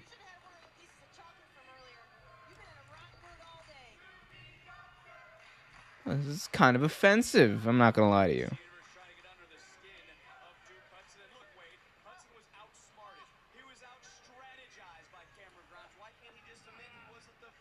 Yeah, but Kyle O'Reilly is basically just setting up to go to AEW. Did I go out again? Okay, I guess I didn't. Yeah, but Kyle O'Reilly, yeah, he is just trying to go to AEW. That's just going to happen. JD from NYC is the podcast Wrestling Truth Teller. He's got a lot of fun takes. He's got a lot of takes that I agree with. The dude knows his wrestling. I will say that. He knows his wrestling, and he's got some fun opinions. He's got some great opinions, honestly, as well. I also love the way he presents his show as well. Like, you know, like kind of like that the fiery kind of reactions. I like that. I like that. It's sports. It's entertainment. It's wrestling. I like that. You know, I don't know. Sometimes I get like that too. You know, I'll have my moments. Like whenever WWE has their quarterly releases, I always get like that too. So yeah, but I mean, different presentation though. I mean, everyone has their own thing, right? But I like JD. I absolutely love JD. He even said, apparently, JD says, Wyndham is coming to Winter. Oh my God, that I almost read that whole sentence wrong because I was like, Winter is coming. I was like, Wyndham is coming. Maybe that's what they should. Wyndham is coming. Like that should be the name of the show. Oh, that would be interesting. That would be interesting. If I was Wyndham Rotunda though, I'd still kind of wait off on honestly. I think he's still doing that horror movie, so I don't know how that works out. But if I was Wyndham, I would wait off for I would literally wait off until after AEW Revolution, and then I'll sign with AEW. Like that would be. I would just let it breathe, let people not forget, but let people kind of think like, oh, he's off doing something else. and then come back and then surprise everybody. That I feel like that's a cool way to do it, you know. But he has predicted, yeah, JD has predicted a lot of AEW. Sorry, I literally blanked out there. But yeah, he has predicted a lot of debuts. Yeah, I mean, a lot of them though you can't say is predictable. But hey, who knows? If Bray Wyatt shows up or Wyndham Rotunda shows up, you're not gonna hear me complain. You're not gonna hear me complain. 202 Degrees says, Omer, he almost finished with it by now. Yeah, he might be. Yeah, I'm just saying. I mean, I'm just saying, like, kind of trying to get into the head of Wyndham Rotunda, like maybe make people wait a little more, just to kind of either build up that anticipation more or surprise everybody and then be the talk of the town. Because you're gonna see a lot more people come up. It's not just going to be, Wyndham Rotunda. In a few weeks, Johnny Gargano's contract is going to be up. Kyle O'Reilly's contract is going to be up. Kevin Owens' contract is going to be up.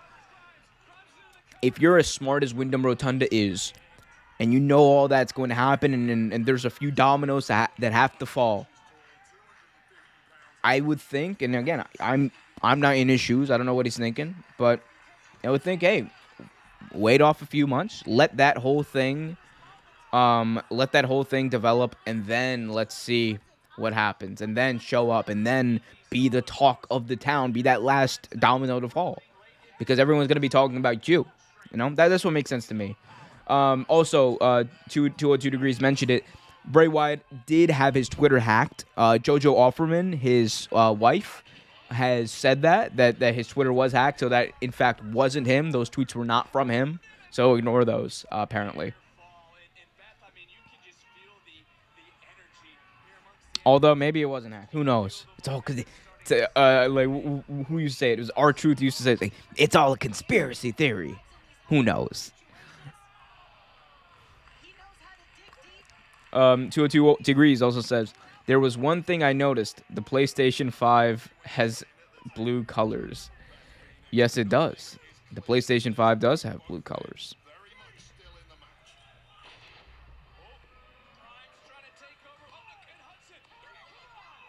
Anyway, back to this match. Hudson and Grimes have been grinding this out. Cover here by Grimes. 2 count there. And here's Cameron Grimes now trying to attack Duke Hudson. Hold on to his hair. Super kick here by Grimes. Big insecurity by Grimes. Grimes now working. Reverse Hurricane Rana onto Hudson. Cameron Grimes is in the driver's seat, and he's going to drive Duke Hudson all the way to the barbershop. Grimes hits a haluva kick. Grimes up on the top rope, looking to launch himself crossbody on Hudson. 1, 2, 3. Inches away from shaving the head of Duke Hudson there. 202 Degrees asks, and you know what else has blue colors? AEW Winter. I mean, AEW Winter is coming, always has blue colors.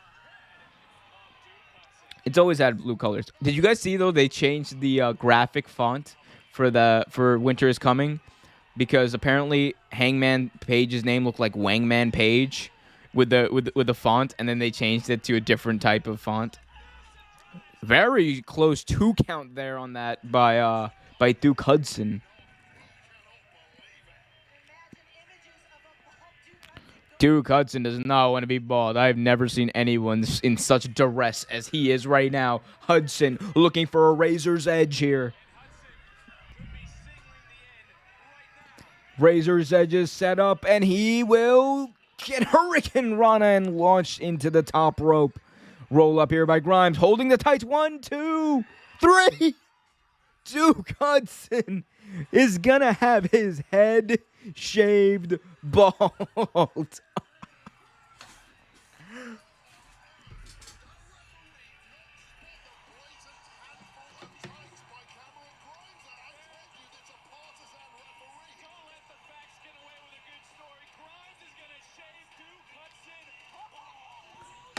Oh my God.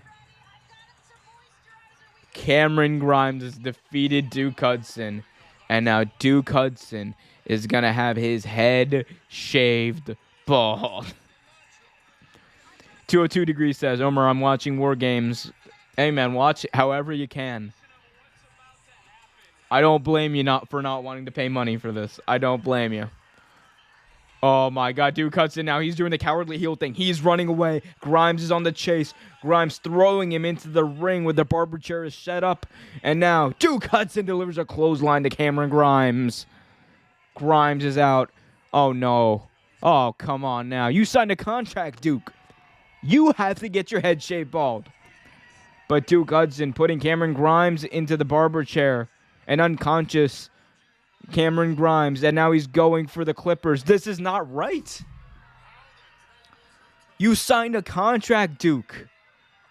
You signed a contract, but Cameron Grimes was playing possum. Big boot to Duke Hudson. Cameron Grimes, double stomp to the face. And now Grimes has the Clippers, and the future of Duke Hudson's hair is in his hands. Oh, dear God.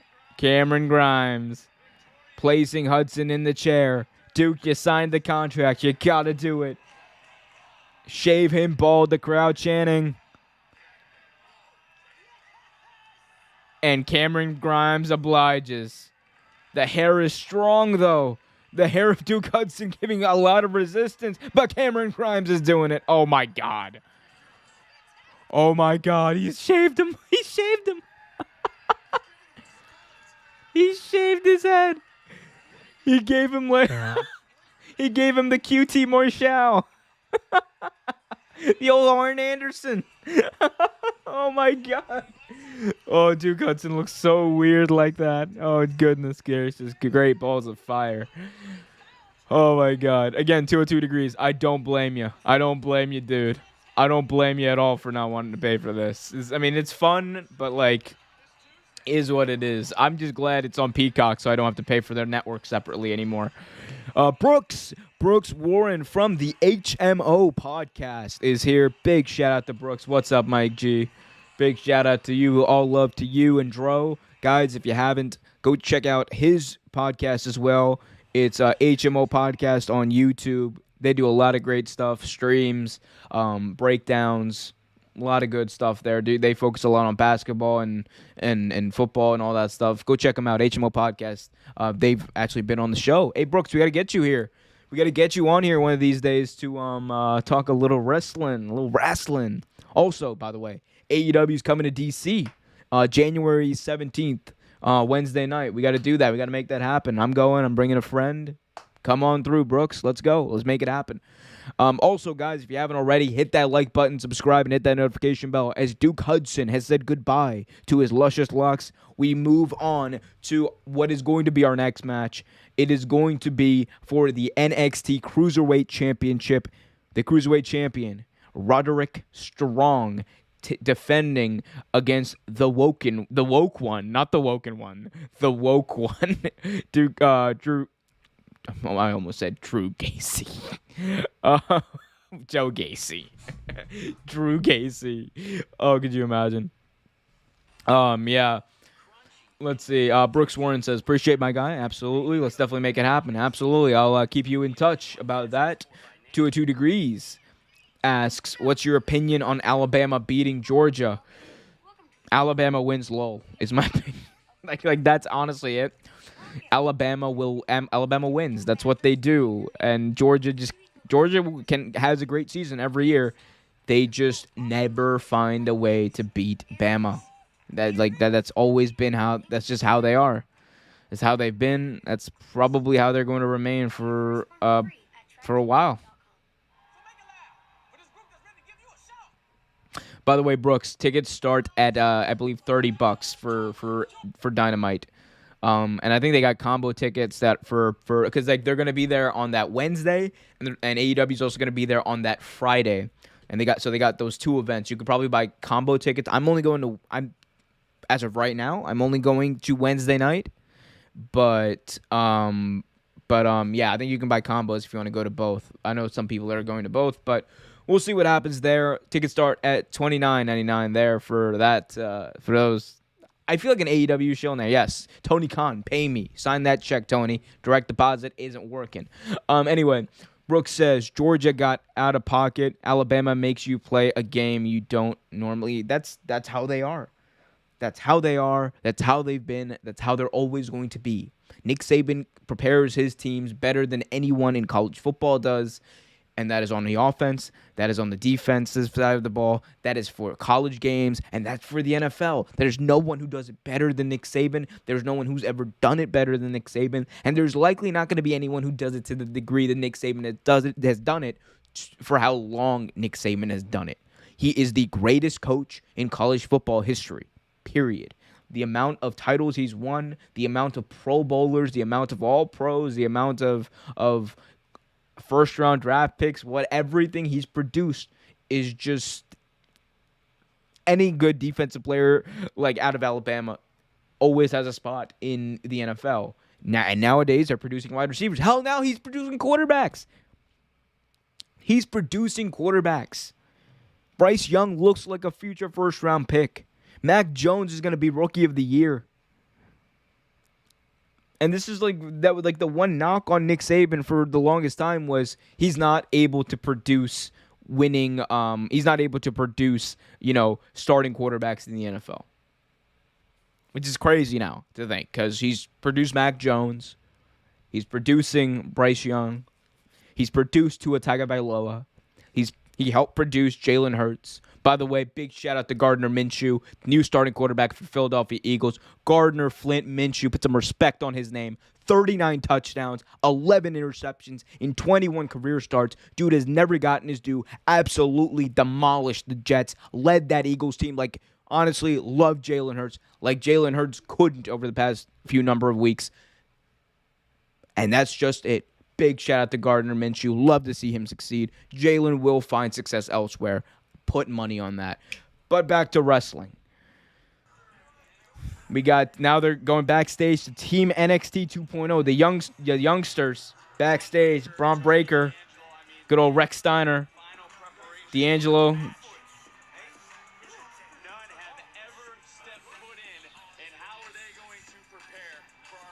Anyway. It's going to be interesting to see what happens in that main event. That's going to be a wild one for sure.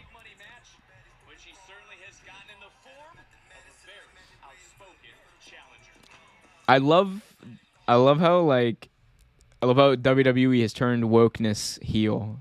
It's hilarious, honestly. I like Joe Gacy's character. It's like the cruiserweight division is not inclusive. How dare you restrict who can be in it by weight class? That's body shaming. I was like, yo, winner is you, my mate. A winner is you. That's a great gimmick to have, actually.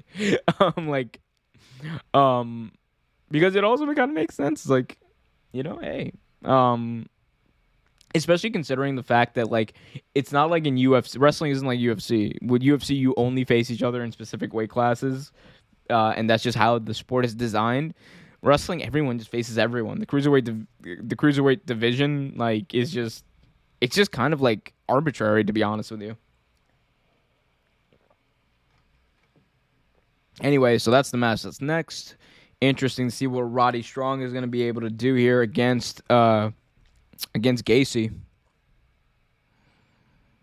But the gimmick is just hilarious. The woke one. Joe Gacy. I love it.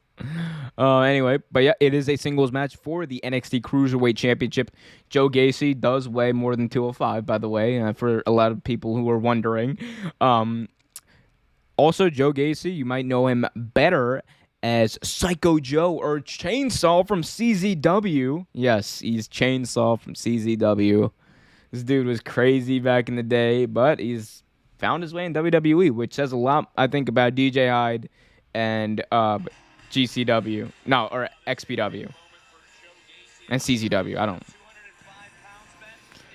Here comes Joe Gacy, the woke one.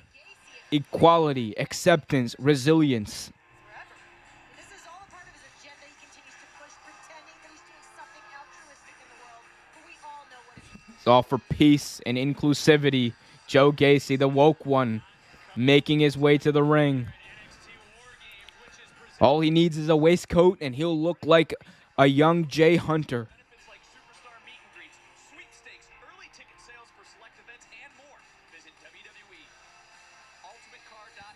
He does kind of look like Jay Hunter, though. Big shout out to Jay Hunter and OSW review. Just give him a waistcoat. He's Jay. And here comes Roderick Strong, the prize fighter of Diamond Mine. Roderick Strong, the NXT Cruiserweight Champion. Leading arguably the most impressive faction in NXT today, Diamond Mine. They've got a lot of studs. That joke wrote itself. They've got a lot of studs that are going to be just the future of WWE, the future of NXT. Like, watch out for some of these people.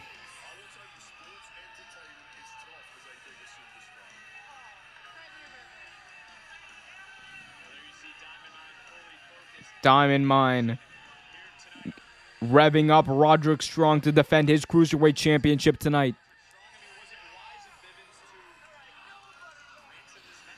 Roderick showing off now. And he knows he's the best. Roderick Strong knows how good he is. That's the thing. And everyone else knows it too. Roderick Strong is pound for pound probably the best competitor, the best performer in NXT today. And that's counting Johnny Gargano. That's counting Tommaso Ciampa. That's counting Braun Breaker. That's counting all these people. Oh my God.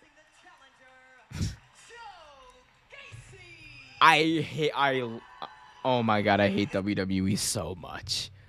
I hate WWE so much. Like, why did they do? Look, I liked Greg Hamilton, right? I really liked Greg Hamilton for the way he announced everything. Like, the Cruiserweight Championship. They have made every single announcer's cadence into Greg Hamilton. And it is so annoying. Stop it. Let announcers do their own thing. Let them find their own voice. Let them be different. Stop making everything into Greg Hamilton. It's the most annoying part. Or sorry, no, it's not the most. The most annoying part is the fact that nothing makes sense. But it's one of those annoying parts of your TV show on a week-to-week basis. I have to hear Greg Hamilton, a bootleg version of Greg Hamilton every time, instead of hearing what Mike Rowe actually wants to sound like. Instead of hearing what all these other announcers want to sound like.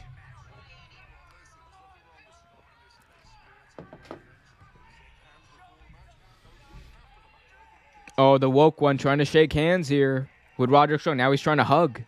Trying to hug the Cruiserweight Champion, Roderick Strong. Trying to bring him in. Peace and love from Joe Gacy. Roderick denies him, and Joe Gacy delivers a slap to the NXT Cruiserweight Champion. Elbow shots, and now strikes by Roderick Strong. Roderick Strong picking up Joe Gacy with ease and dropping him right on his knee. Chopped by Roddy.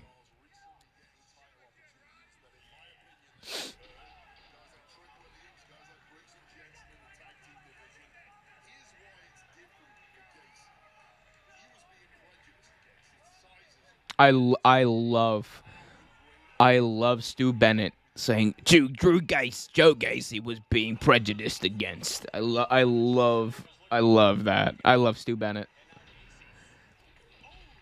By the way, yep. I was speaking about Stu Bennett just now, but the other NXT color commentator, Beth Phoenix, is her final night on the call for NXT. She's going to be leaving after this event. So she was going out with a bang here, and what a pay-per-view to go out on. The final remnants of NXT are going to be put to bed tonight as NXT Team Black and Gold, Ciampa, Gargano, Pete Dunne, and LA Knight take on Team 2.0, Breaker, Hayes, Waller, and D'Angelo. But right now, it's the NXT Cruiserweight Championship on the line. And hit that like button, subscribe, and hit that notification bell so you get notified whenever a new video is released. Chops here by Roddy. And now Roderick Strong just ripping off the shirt of Joe Gacy, exposing his wrestling singlet. I wonder how much that shirt cost.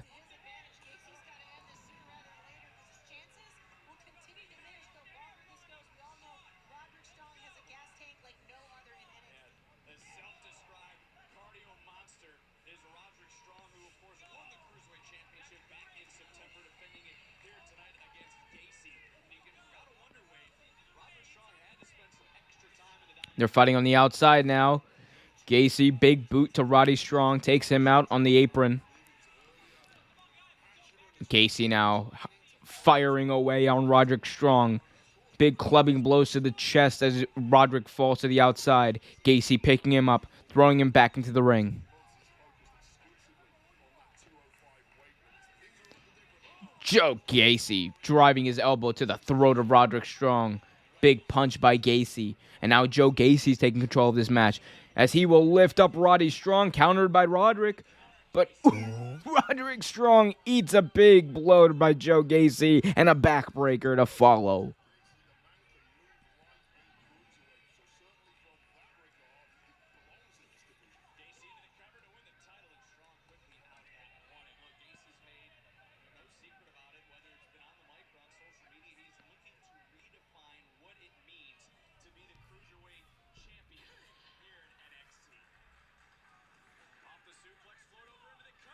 Cover here by Gacy, and that's a 1 count. NXT champion, or NXT Cruiserweight champion, I should say, kicks out there at 1.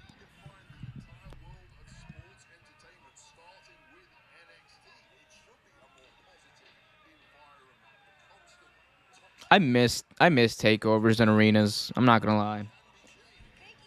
Like, yeah, don't get me wrong. The Capitol Wrestling Center is fine.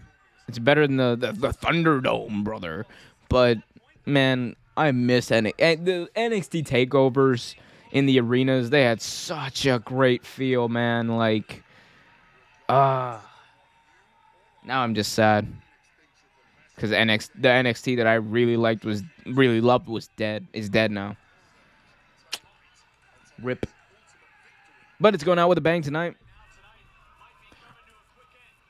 Roderick Strong setting up Gacy for a superplex off the top rope. And he hits it. Finally, someone in WWE hits a superplex. Strong with the cover. 1, 2, kick out by Gacy.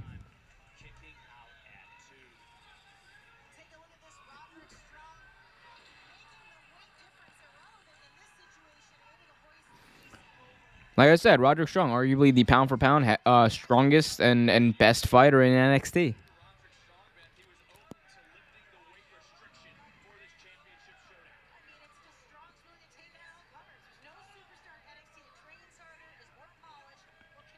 Roderick Strong, fireman's carry, dropping Joe Gacy.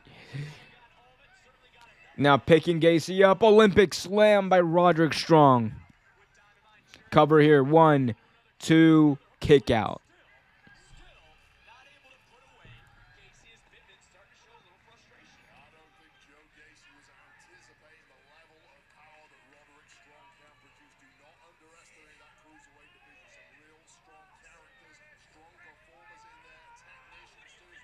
And now Roderick Strong with the double leg Boston Crab, I should say, locked in here on Joe Gacy. Joe Gacy trying to get to the ropes, reaches out. What a great facial expression by Joe Gacy. Now Roderick Strong applies the single leg Boston Crab, reverses it, brings him into the front, and now boots to the face of Strong by Gacy. And now Joe Gacy looking to lock in a crossface. Gacy got the crossface locked in on Strong. He's got the crossface locked in on Strong. Strong is backing up into the ropes and gets his foot on the ropes. Gacy forced to break it up. And here's Gacy. Clotheslines Roderick Strong to the outside.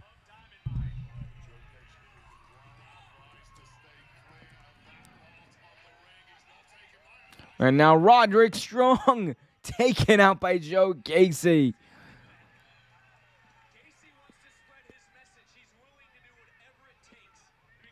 Joe Gacy throws Strong back into the ring. Oh, dear God, no.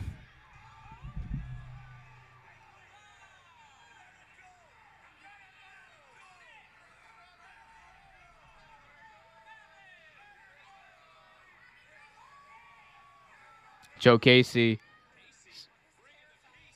bringing the peace. Is that saying something? Gacy picks up Roderick Strong, looking to drive him to the mat. 1, 2. Kick out by Roddy.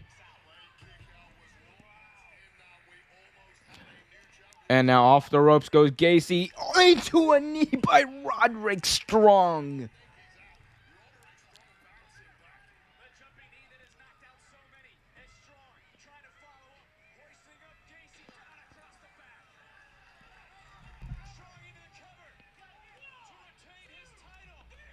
Roderick Strong just covered Joe Gacy and won in very non-compelling fashion, honestly. It was kind of a dud of a finish.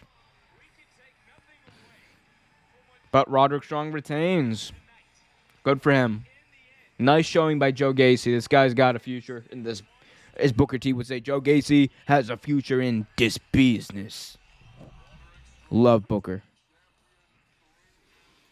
Roderick Strong successfully defending his NXT Cruiserweight Championship here tonight at NXT. Wait for it. I love that button.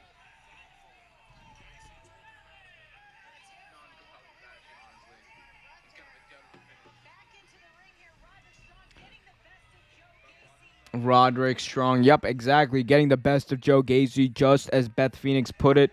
Able to hit his move. 1, 2, 3. Diamond Mine is strong, and the biggest diamond in the rough, Roderick Strong, retains his Cruiserweight Championship at NXT WarGames.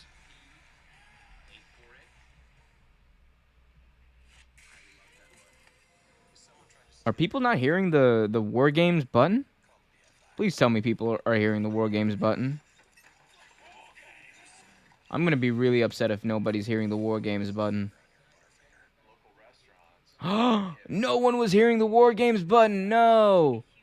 No one was hearing the WarGames button this whole time. Come on. WarGames! Please tell me y'all heard that time. Oh, I've been sounding like an idiot this whole time. I've been pushing this button, and it hasn't been... Oh, I got to check if it actually went off this time. Oh, I have to check. Oh my God, hold up. No. I spent so much time setting up the WarGames button.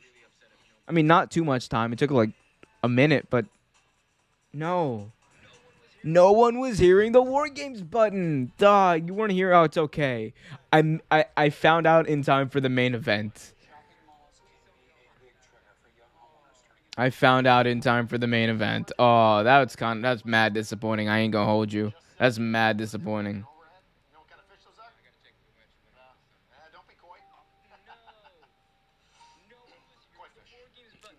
No one heard the WarGames button. I'm so sad about that. Oh, I really hope people are hearing it now. Please tell me you guys heard that, right? Please? Someone heard that? I'm gonna be so sad. I'm so sad. Legitimately so sad. It sucks. No, it doesn't. You know why? Because we have Johnny Gargano's final match in NXT coming up here. His first ever WarGames match and potentially his last match in WWE as his contract runs out in just 5 days. Legitimately. For a shoot, contract runs out in 5 days. It could be Johnny Gargano's swan song, the NXT kid, the face of NXT, Mr. NXT, whatever you want to call him, the heart and soul, this rebel heart. Please play that song I need to hear Rebel Heart in NXT one last time, because if this is the end, go out with the classics, go out with the classics. Man. Now I'm tearing up. Man. Because Ciampa and Gargano had arguably the best rivalry in WWE history, in my opinion. Well, sorry. That's a hot take, isn't it? But they had one of the best stories in WWE history, honestly. As here's Kyle O'Reilly, backstage interview. But what happened after the match? I know what happened after the match. You know I've been in this business a long time, right? Von Wagner, if you think I didn't smell that turn coming from a mile away, you must be stupider than you look. Oof. Now, this is the first time in 5 years that Kyle O'Reilly hasn't been in the WarGames match, and I'm hungry for some steel. So, Vaughn, you want to finish what you started? Well, on Tuesday, we leave the cage up because I want you inside the steel. They're leaving the cage up on Tuesday. In what could be Kyle O'Reilly's swan song, is his contract is also running out this Tuesday night. NXT 2.0, the NXT on Tuesday. Kyle O'Reilly versus Von Wagner in a steel cage, and potentially this steel cage. He told him to keep it up, so interesting. We're literally seeing the era of NXT that, as we loved it and knew it, end. Man, oh man, they gotta play Rebel Heart, right? They absolutely have to play Rebel Heart. Another day gonna give him. I can't believe Johnny. It's, you know what the saddest part of Johnny Gargano possibly leaving NXT is? You know what it is? The saddest part is this dude on the main roster could be the best underdog in the company, but they're never going to book him to be a threat. They're never going to book him past probably where Ricochet is, mid-carder at best. That's the saddest part about the reality of WWE and how it presents its product. It's the saddest part, because if you think Johnny Gargano's ceiling is mid-card, it is, I don't know what to tell you. It's just fucking sad. I'm right. I don't care what anyone says. There's a lot of apologists who want to say, "Oh, well, he's not. If he was really that good, he'd be." But no, he is that damn good. He had they're the best matches in the company, the best matches in the history of the company, multiple times. Gargano Andrade, Gargano Ciampa, all of the times they faced off. Like, it's no. Gargano Battle? No. Johnny Gargano is Mr. Wrestling. He's Johnny Wrestling. Wherever he goes, please go to AEW. He's going to be exactly who he is, and he's going to be booked like he's an actual freaking threat. Anyway, hit that like button, subscribe, and hit that notification bell. Or let me know that you disagree in the chat as well. Team NXT versus Team NXT 2.0. Black and gold versus the rainbow.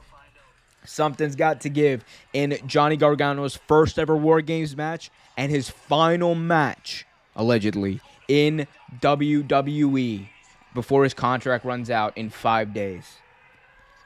Play Rebel Heart. You got one thing, WWE. You got one thing to do.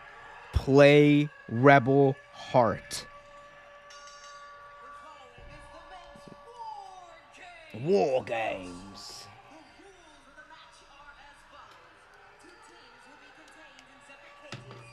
I'm ready. Bring out Johnny Wrestling, baby. Bring him out.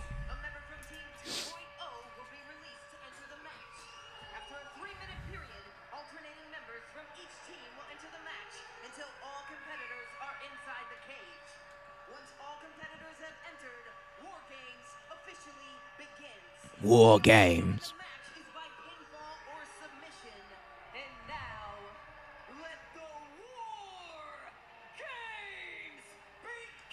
All right, War Games are kicking off. Here we go. Out first, Braun Breaker leading the team of upstarts of NXT 2.0. The future of this business. Braun Breaker, formerly known as Rex Steiner, has world champion written all over him at the young, tender age of 24. He's got wrestling in his blood and the war paint on the face of the leader of NXT 2.0. He's got something to prove, and he's got a lot of people to prove it with, as Waller is making his way to the ring. Grayson Waller, another young upstart. He's got a lot of potential as well. I'm not as high as a lot of other people on Grayson Waller, but this dude has got a money gimmick for NXT, and he looks as serious as he's ever looked right now as he makes his way to the ring And now Tony D'Angelo. Tony D'Angelo. I don't know what else to say. Just, okay, Tony D'Angelo.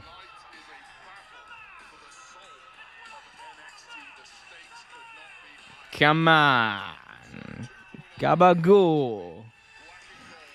And all right, here we go. Back to the stars. Carmelo Hayes, the NXT North American champion. Carmelo Hayes making his way to the ring with Trick Williams at his side.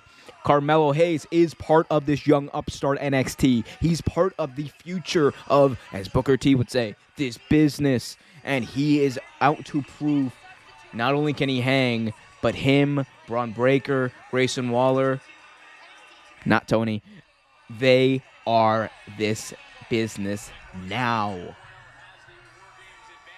And they do have the WarGames advantage. It's the right way to do things. Heels having the advantage. That's how you do this type of matchup. And now, here comes the black and gold. The final remnants of the old NXT are about to make their way to the rings. Play Rebel Heart, WWE. If you love your fans, please just play Rebel Heart one last time when Johnny Gargano comes out.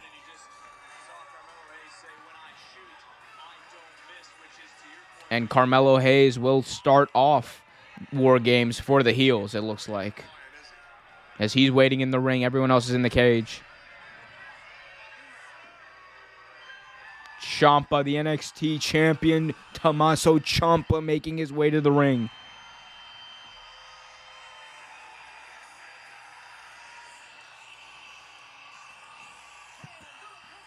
The God of War, Tommaso Ciampa. Looking like Kratos on his way to the ring. Love that. Love that.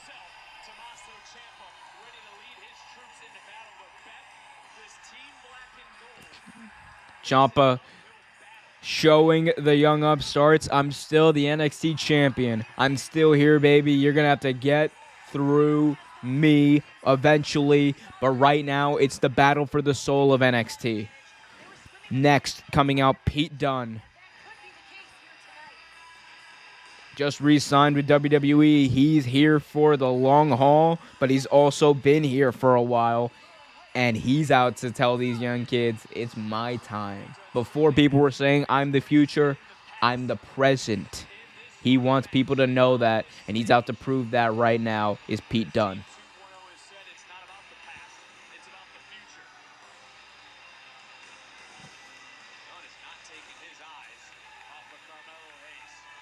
Carmelo Hayes and Pete Dunne staring a hole into each other. The bruiserweight Pete Dunne. And here's the man of the hour, the man with the power, L.A. Knight. Love L.A. Knight. Doesn't have a long history in NXT. Kyle O'Reilly definitely makes more sense with him at this spot, but that's just how the booking went, I guess.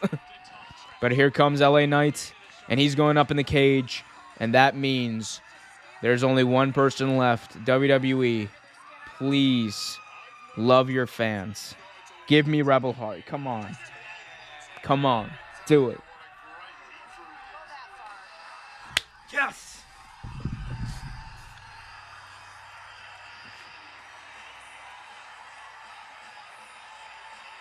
Gonna give them hell. Oh, this song.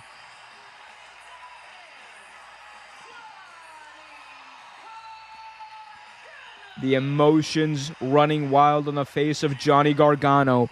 Johnny Gargano never competed in an NXT WarGames match. Just signed a contract to stay for another few days. But after that, he is likely gone from NXT and WWE as a whole. His final match, the heart and soul of NXT, is taking it all in as he walks to the ring, and he will be the first entrant into the WarGames match for his team. Man.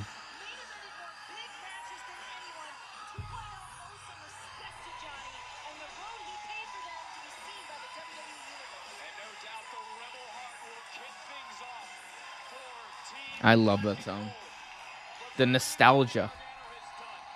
For everything Johnny has experienced, he has never stepped foot into WarGames. Johnny Gargano finally closes his NXT legacy by competing in his first ever WarGames match. I'm just gonna sit back and watch. I'm not even gonna lie to you. This is gonna be one of those sit back and watch types of deals. Like I'm gonna, I don't know, maybe I'll talk, but I'll probably just mark out the whole time, man. I gotta watch. I have to just watch this.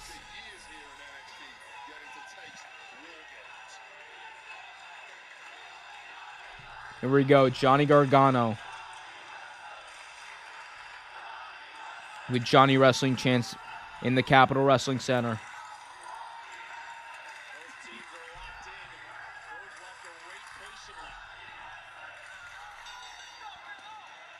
And it's on. Carmelo Hayes, Johnny Wrestling to start off this match. 5 minutes between entries.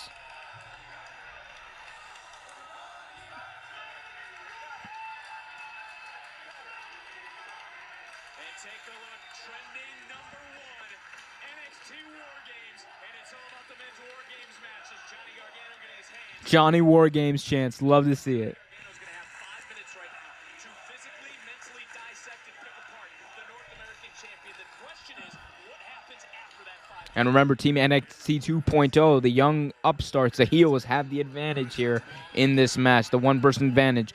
4 minutes from now, another NXT 2.0 person will be entering, and it'll probably be Tony D'Angelo. So Johnny Wrestling is going to be fine. their one-man advantage means nothing. Tonight in this matchup, he's going to have to go the distance. I mean, it's huge. I mean, Carmelo don't miss, but tonight Melo finds himself in a position where he might have to dodge a lot of bullets. It's a marathon for him, and this smooth talker, and I'm curious to see how he navigates this minefield.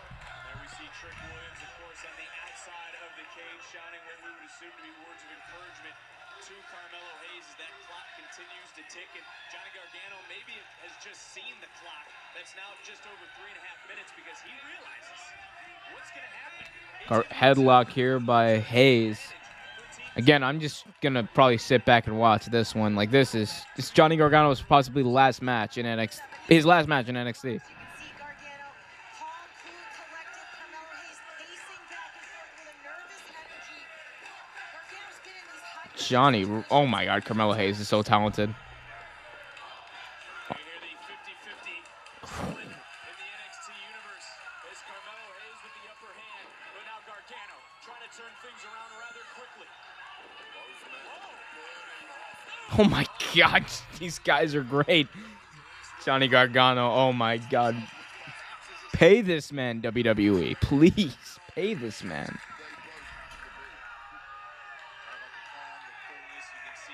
It's like the best wrestler. Like, he's like, God, Gargano, Brian, make it happen. AEW, please. Chops here by Gargano. Hayes, and look, Johnny Gargano, he doesn't forget. He just recently was in a triple threat match with Carmelo Hayes. Absolutely, Gargano knows what Carmelo Hayes is capable of, and I would imagine. Johnny Gargano ripping Carmelo Hayes' head off with a kick. Just waiting for Hayes to rise to his feet. Oh, Hayes caught him. Insiguri.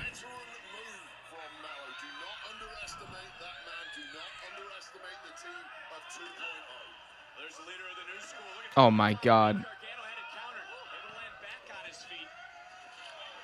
Johnny Gargano. One step ahead. Slingshot spear. Slingshot spear, holy shit.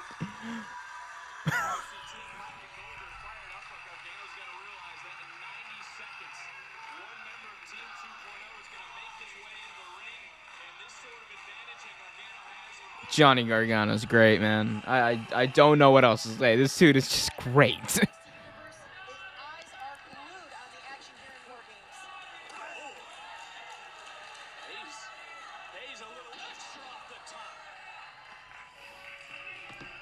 And looking at it the other way, Carmelo Hayes has to realize right now in 90 seconds he's getting a partner. He's getting a friend. To do is buy him himself sometime. He's got a position of superiority against Gargano now. If he maintains that for the next minute or so, things are looking really good for 2.0. This is that early stage of the match where you certainly can't win. They're battling up on the top rope. Oh, come on, Johnny. Come on, Johnny. 3 minutes. Absolutely, it's all about survivability at this point. I've got to say, I like the fact that this self-proclaimed leader of the new school has taken on this leadership role, anchoring his team from the start. Face first goes Hayes, and guys, I'm looking up the WarGames cage is absolutely shaking.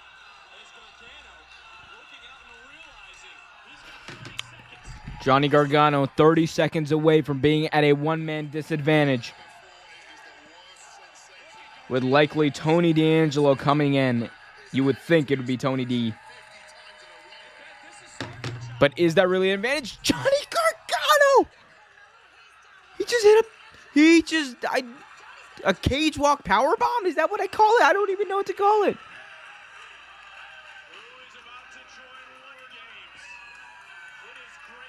Oh, it's Grayson Waller. Okay, interesting here. Grayson Waller, so the one-man advantage will mean something. As Waller, plucky upstart, not attacking Gargano in the other ring where he would have a 2-on-1 advantage. He's telling Gargano to come into his ring. That can't be smart. Gargano leapfrogs into the ring, and he's just wailing now on Waller.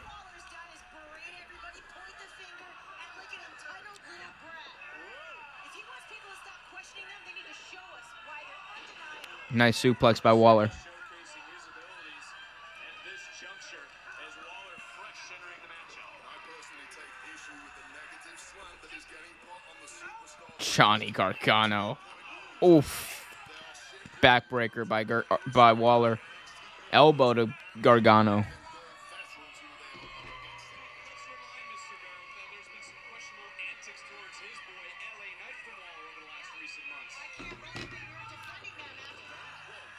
Nice Hurricane Rana here by Gargano.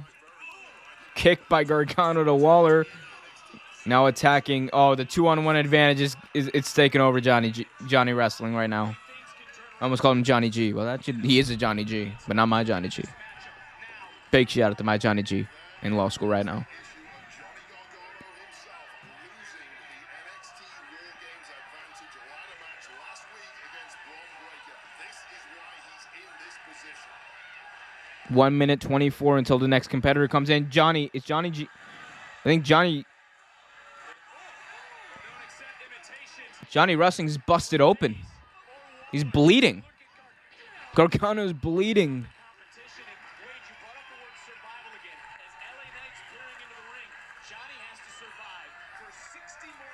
Gargano's got a little bit of blood on his face. As Trick Williams on the outside looking for weapons to throw into the ring.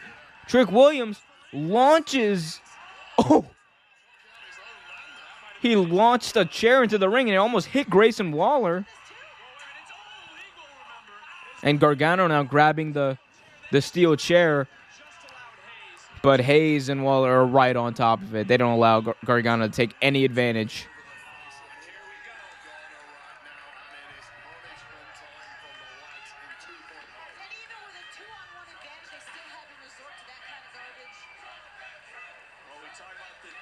Yeah, there is a cut, a laceration on the forehead of Johnny Gargano. Blood is flowing. Or it might be the nose, actually. My God. Broken nose, it looks like, for Johnny Wrestling. But he's got help coming in 10 seconds. Someone from Team NXT Black and Gold. The OG NXT is on the way. And it's going to be Pete Dunne. The bruiserweight. And you couldn't ask for anyone better right now. He's not afraid of anyone. And he doesn't care about anyone.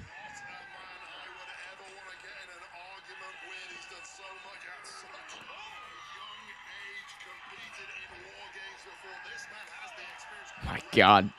Pete Dunne's great. Oh my God, Pete Dunne.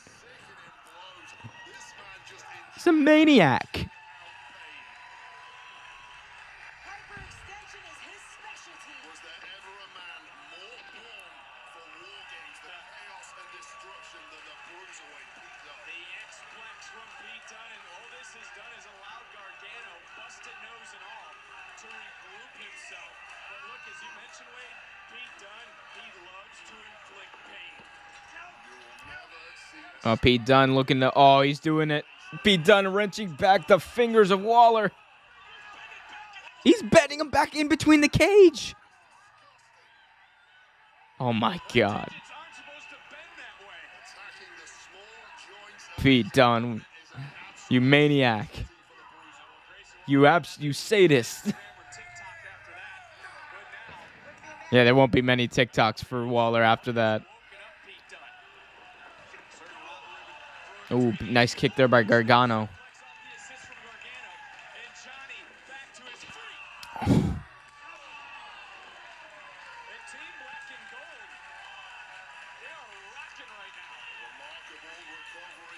They're having fun, you can tell.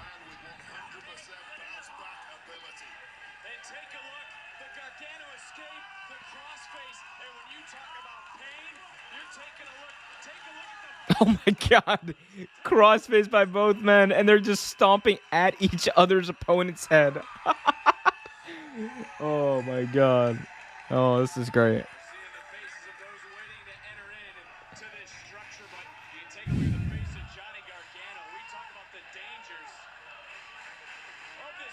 And now the Bruiserweight, again, wrenching back the fingers of Waller in between the cage. But we're 50 seconds away from the one-man advantage being back in the favor of Team NXT 2.0. And now it has to be Tony D. It's got to be Tony D. Yeah, they're saving Rex Steiner for last. Carmelo Hayes is great. Wow, that was amazing.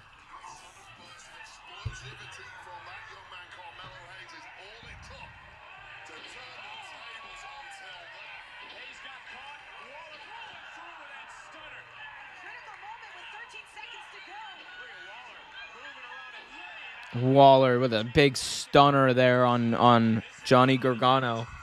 And now I think we're about, what, 10 seconds away? No, he's right now. Tony D'Angelo is on his way to the ring to help his team. I don't know how much help he's going to be, though. As he asked for weapons immediately. I love it. He doesn't pretend like he's anything he isn't. And now Trick Williams is pulling out a table. How he's going to get that into the ring? How is Trick Williams going to get a table into the ring as Tony D opens the door? They just bring a table into the ring. The referee's not doing anything about it. It doesn't even matter. Oh my God. They bring another. There's 2 tables in the ring, and I don't even think Trick Williams is done. 3 tables now in the ring being brought in by Trick Williams and Tony D.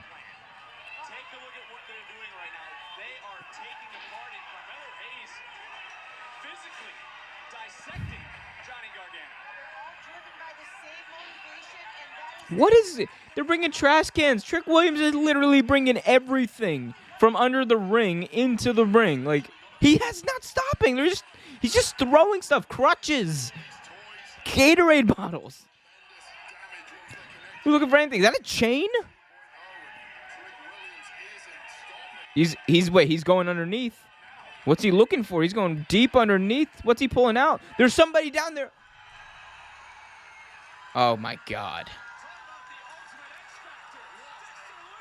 Dexter Lumis was under the ring, and he's got a crazy look on his face.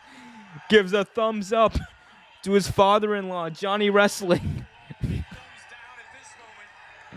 What a spot that was, as Lumis chases out Trick Williams to the back.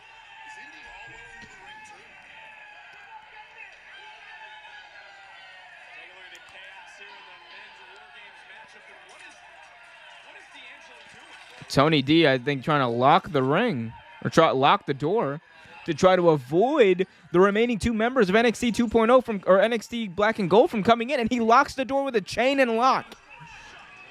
So that's gonna make it more difficult for Team NXT Black and Gold to come in with about 50 seconds left until either Ciampa or LA Knight are able to get into the ring. The cage door's been padlocked shut. D'Angelo brought in everything, almost including Dexter Loomis. Gargano just getting completely mugged right now. They're getting turned into mincemeat by 2.0. The plan is working out brilliantly. Pete Dunne's just throwing the head of the trash can into people's faces. I love Pete Dunne. He doesn't care. Question they have, there's an answer from Team 2.0. You almost can't fail from this position if you're Team 2.0. You have the numbers advantage. You have a bunch of artillery surrounding you in the ring, and the cage door is locked. So there goes LA Knight. He's going to have to find a different way to get into the ring and possibly climb the cage, as that door is locked. Oh, LA Knight trying to rip the door off its hinges, and that's not working. Knight's got to get in some way. LA Knight looking for something under the ring. What's he looking for? There a key, maybe? The ref trying to rip the lock off. Nothing's working here. LA Knight's he's thinking. What's he thinking about, though? There's only one way to get in there. You got to go up and over. And LA Knight's climbing the cage. LA Knight climbing the cage to get in there now. And he's in. He made his way in there. And we're tied up 3-3 here, with both Rex Steiner and Tommaso Ciampa still left to go.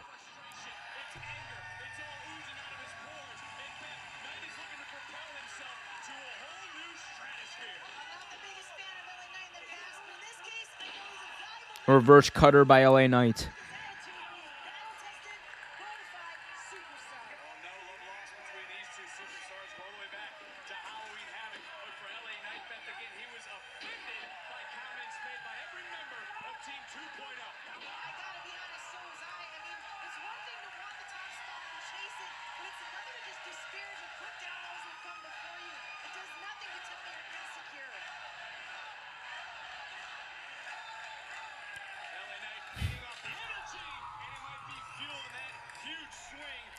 Candlesticks to the ribs of Tony D. Oof.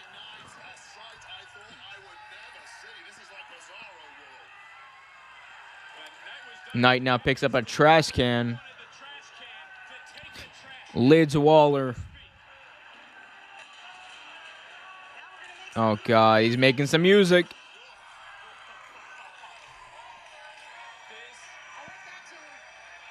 This is the definition of WarGames. And Dunn and Gargano now on the same page. Pendulum swinging back in favor of the black and gold boys. This is so personal between A minute until Rex Steiner, Braun Breaker comes into the ring. What a mark I am. to the opposition. Get him down, keep him down. Pretty soon that numbers advantage is back in favor of Team. Oh my God, Pete Dunne just ripped off the glove of Waller, and he's wrenching the fingers back. Angelo is done, but speaking of breaking, Dunn trying to break the fingers of Grayson Waller. With a little extra help from the trash can. The referee's trying to rip the referees have they've got the pliers. They're trying to cut that chain so the next competitor can come in.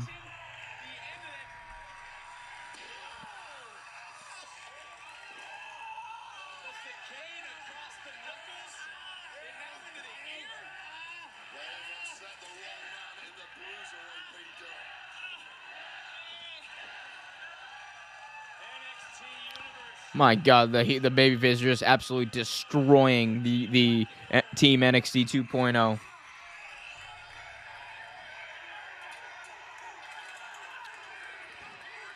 Roo. Crowds revving up for Rex Steiner. Braun Breaker is on his way to the ring now. He's got to find a way to get in, as they still haven't broken the chain. Braun Breaker is going to have to break the chain himself. As Breaker is going to break his way into the WarGames cage, one way or another. Braun Breaker having some trouble with these pliers. Proving to be a little tricky customer here. Well, let's talk about Braun Breaker. Braun Breaker just can't make his way in the ring. He finally breaks it, and he's in. Extra seconds. Are they going to pay off at Breaker now? Breaker, belly-to-belly, overhead suplex to Dunn. Clothesline to Gargano. Boot to the midsection of LA Knight. And now Breaker off the ropes. Catches and slams LA Knight. Braun Breaker, this guy's future champion. You already know it. Don't be surprised if this kid wins the Royal Rumble in a month. Do not be surprised if he wins the Royal Rumble in a month. Because I think if they were going to give him the NXT title, they would have already done it by now. Seconds upon his entrance in this match, and finally the Bruiserweight managing to get a slight bit of momentum. Chance of black and gold throughout the Capitol Wrestling Center. The NXT Universe would be behind Team Black and Gold, but Braun Breaker just shaking off Pete Dunne. Those punches just bouncing off the jaw of Braun Breaker, perhaps weakened by the abuse that the Bruiserweight has taken so far, but cool. Braun Breaker, inexperienced at your peril.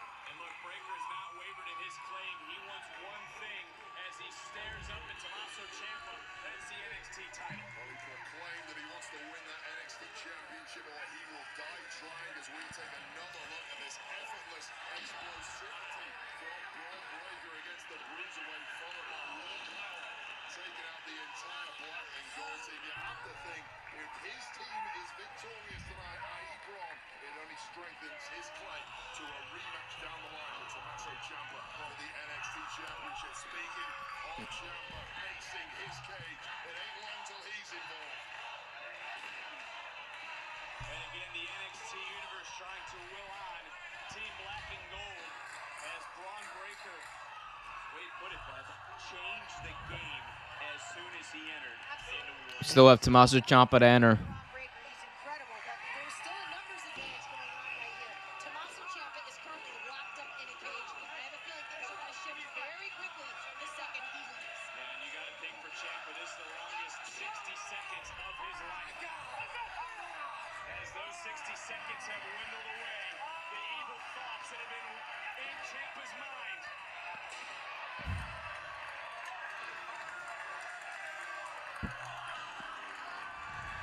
And here comes the NXT champion who said tonight, All right, here comes Tommaso Ciampa. Final man here in WarGames. the pressure now on the shoulders of Ciampa.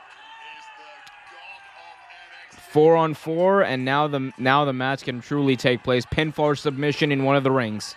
Advantage from the beginning, or his Ciampa taking over. needs to take himself to an entirely new level tonight if his team has any chance of taking down these beasts from NXT 2.0.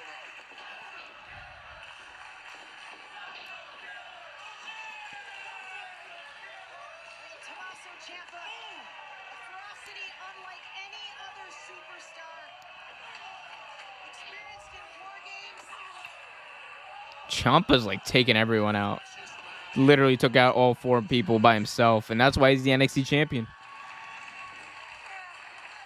And he sits on a trash can. I love Tommaso Ciampa. Mr. NXT center of the ring, the #1 tread in the world. NXT War Games, and the men's War Games match officially has begun. Wow, finally, honors are even in this one. 4-on-4, but you wouldn't know from looking at the ring. Carnage, It's literally carnage all over the place. the man who started this thing, has got the upper hand. Carmelo Carmelo Hayes. Hayes just taking out Ciampa. This will be able to go Wow, what a match this has been. again, has answered all the questions. Hayes calling out an The crutch to the back, saving Ciampa by Gargano. And the crutch. Ciampa, Gargano, the crutch. Gargano handing Ciampa the crutch to drive into the midsection of Breaker and Hayes. It's back, and this is a familiar pairing. DIY one last time here in NXT. Ciampa and Gargano. Love that.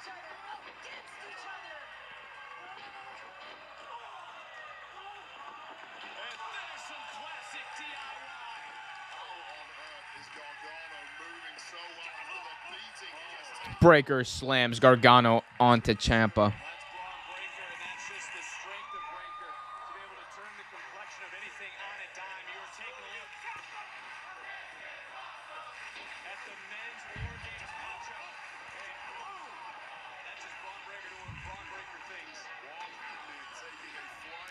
This should be in front of an arena of like 10,000 fans. NXT, what are you?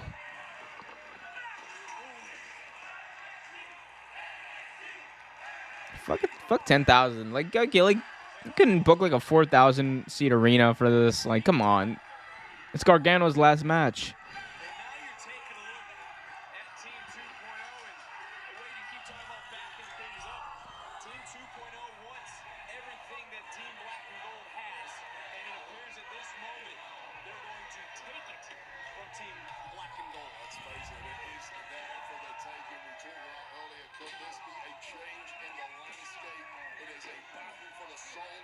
Battle for the soul of NXT is, as Stu Bennett has reminded us multiple times now.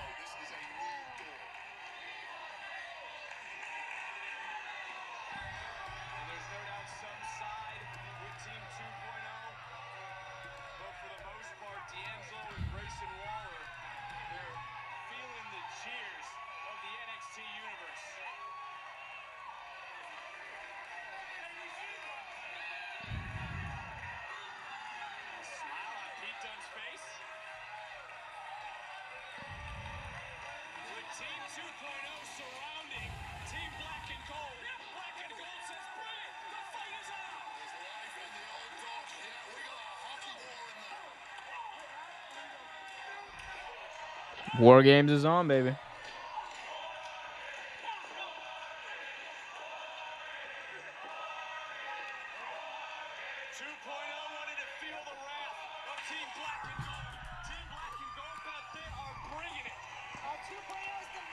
Black and Gold whooping 2.0 right now.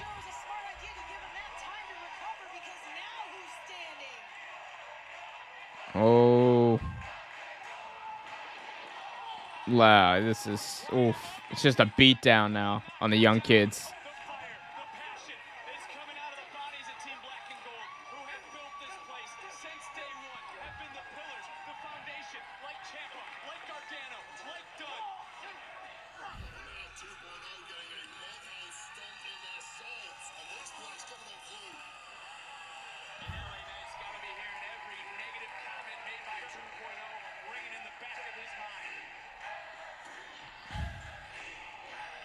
Oh, here we go. They're setting up a table.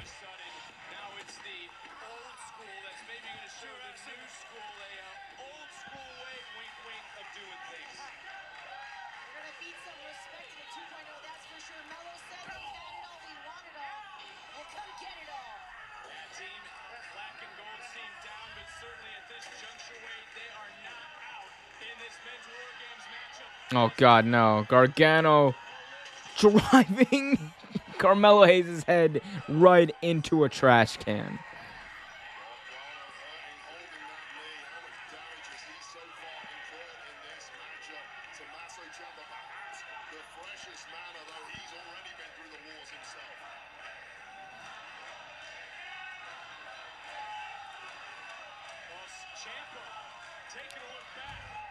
Ciampa picks up Grayson Waller, looking to launch him into a table. No. Tony D interferes, hitting Ciampa with the lid of a trash can, setting him up on a table for Waller on the top rope. Waller looking to drive him through the... No. Belly to belly by LA Knight. Waller sent through a table off the top rope after a belly to belly by LA Knight. Oh my God. Literally watching a car crash.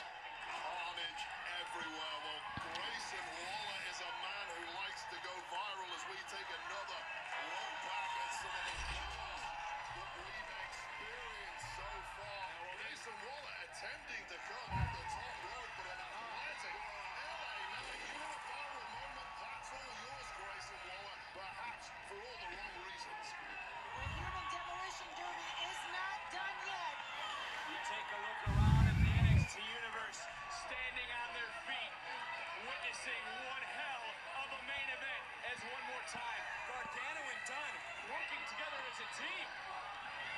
Oh, Kid's got it. Breakker and D'Angelo working well as a team. And look, they sacrifice. Wait a minute. BFT. BFT by LA Knight. 1, 2. No. Broken up. Dividends for this team. Awareness personified from Tony D. The match about to slip away from 2.0 as we take another look at this tower of humanity crumbling down to the mat. And then LA Knight right This is awesome. right time. Thought he had sealed the deal for his team. D'Angelo wisely though, a little breakup as this match continues. You talk about D'Angelo and Braun Breaker for a moment as you just take a look at the absolute carnage laid out through 2 rings. They sacrificed Carmelo Hayes, but maybe it's for the greater good as Braun Breaker back to his feet with LA Knight. And this matchup continues. Ooh. And look at LA Knight now. LA Knight literally just throwing Braun Breaker into the cage time after time after time. His head's just ricocheting off the cage. And look at LA Knight. And now Knight What's he drawn up? looking for a cutter on Breaker, couldn't get it to go. In a different form. Absolutely. And once again, saving the day was Tony D'Angelo. Listen, there comes a point where experience or lack thereof goes out of the window, and you can either do this or you can't. 2.0 have taught the big game, and for me, they have backed it up every inch of the way in this WarGames match. Well, Beth, you have the Hall of Fame credentials at this announce desk. What have you witnessed here as WarGames continues? And Braun Breaker, wait a minute. Oh, there's Ciampa saving the day. Spectacular performances by all, but in the end, all that matters is who scores. Oh my god, these guys are crazy. Up to supremacy. Who's the top dogs in NXT? Ciampa set up a trash can. He's gonna try to superplex Breaker through it. He wanted to get his hands on Tommaso Ciampa. It's vice versa. Ciampa now with Breaker. No. He's gonna drive Breaker through the trash can off the top rope. And he did. Cover. Kick out by Breaker.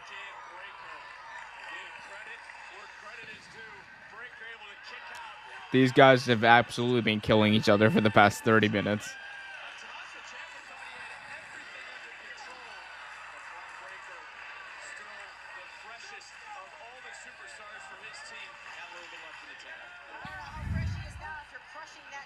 Tony D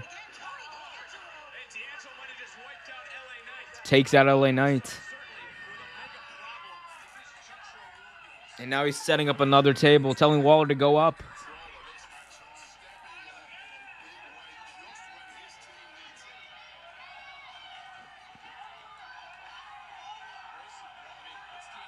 Saw him to go up to the corner on the top of the cage. Waller going up to the top of the cage now. Oh, God. That's not wise.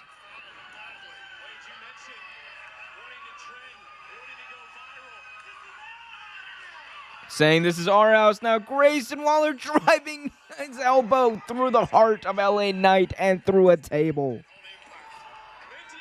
Cover by D'Angelo. 1, 2. Pete Dunne interrupts it. Breaks it up, broken up by Pete Dunne.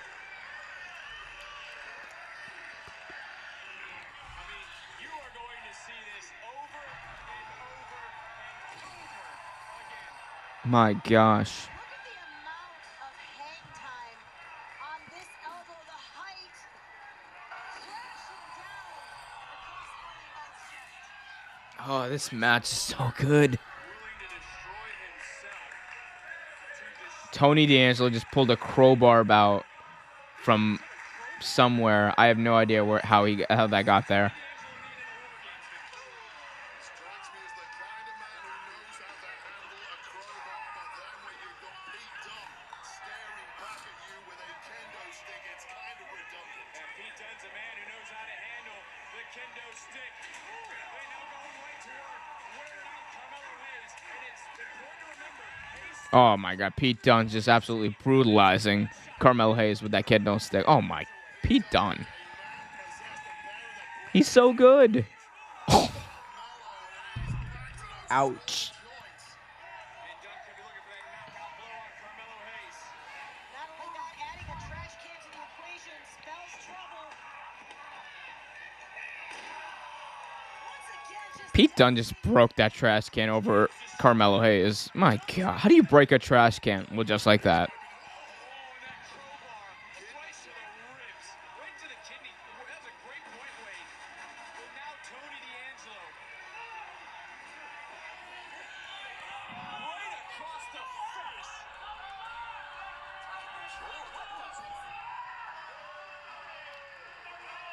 Tony D just pulled the mouth guard out of Pete Dunne's mouth. Pete Dunne's mouth, I should say.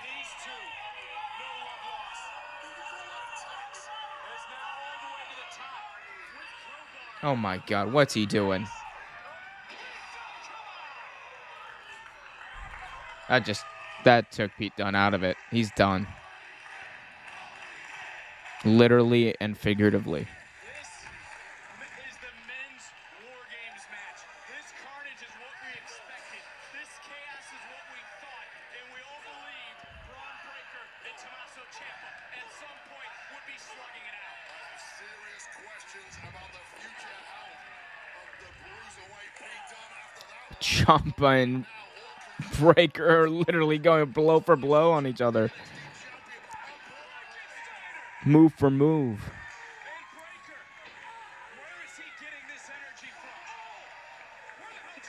Gargano is saving Ciampa. Breaker lifting up Gargano. Saved by Ciampa. And it might be time for Johnny Wrestling one last time. One last win for DIY. In stereo DDTs by DIY.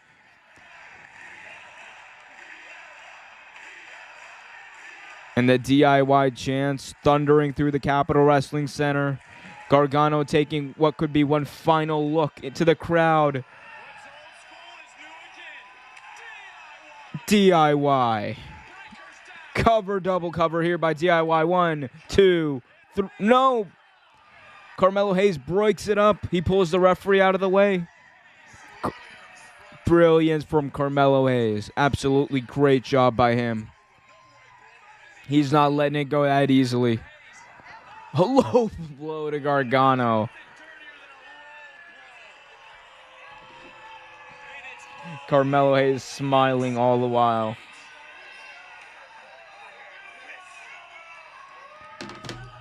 Wait, whoa. Gargano holding him. Big knee strike by Ciampa. Ciampa looking to drive Hayes. Spear through a table is Ciampa. Braun Breaker just speared Tommaso Ciampa through a table. The straps are off. And now he's about to become Bone Breaker. Braun Breaker lifting up Ciampa. The deadlift, power slam, cover. 1, 2, 3. Breaker pins the NXT champion. What a match. What a match.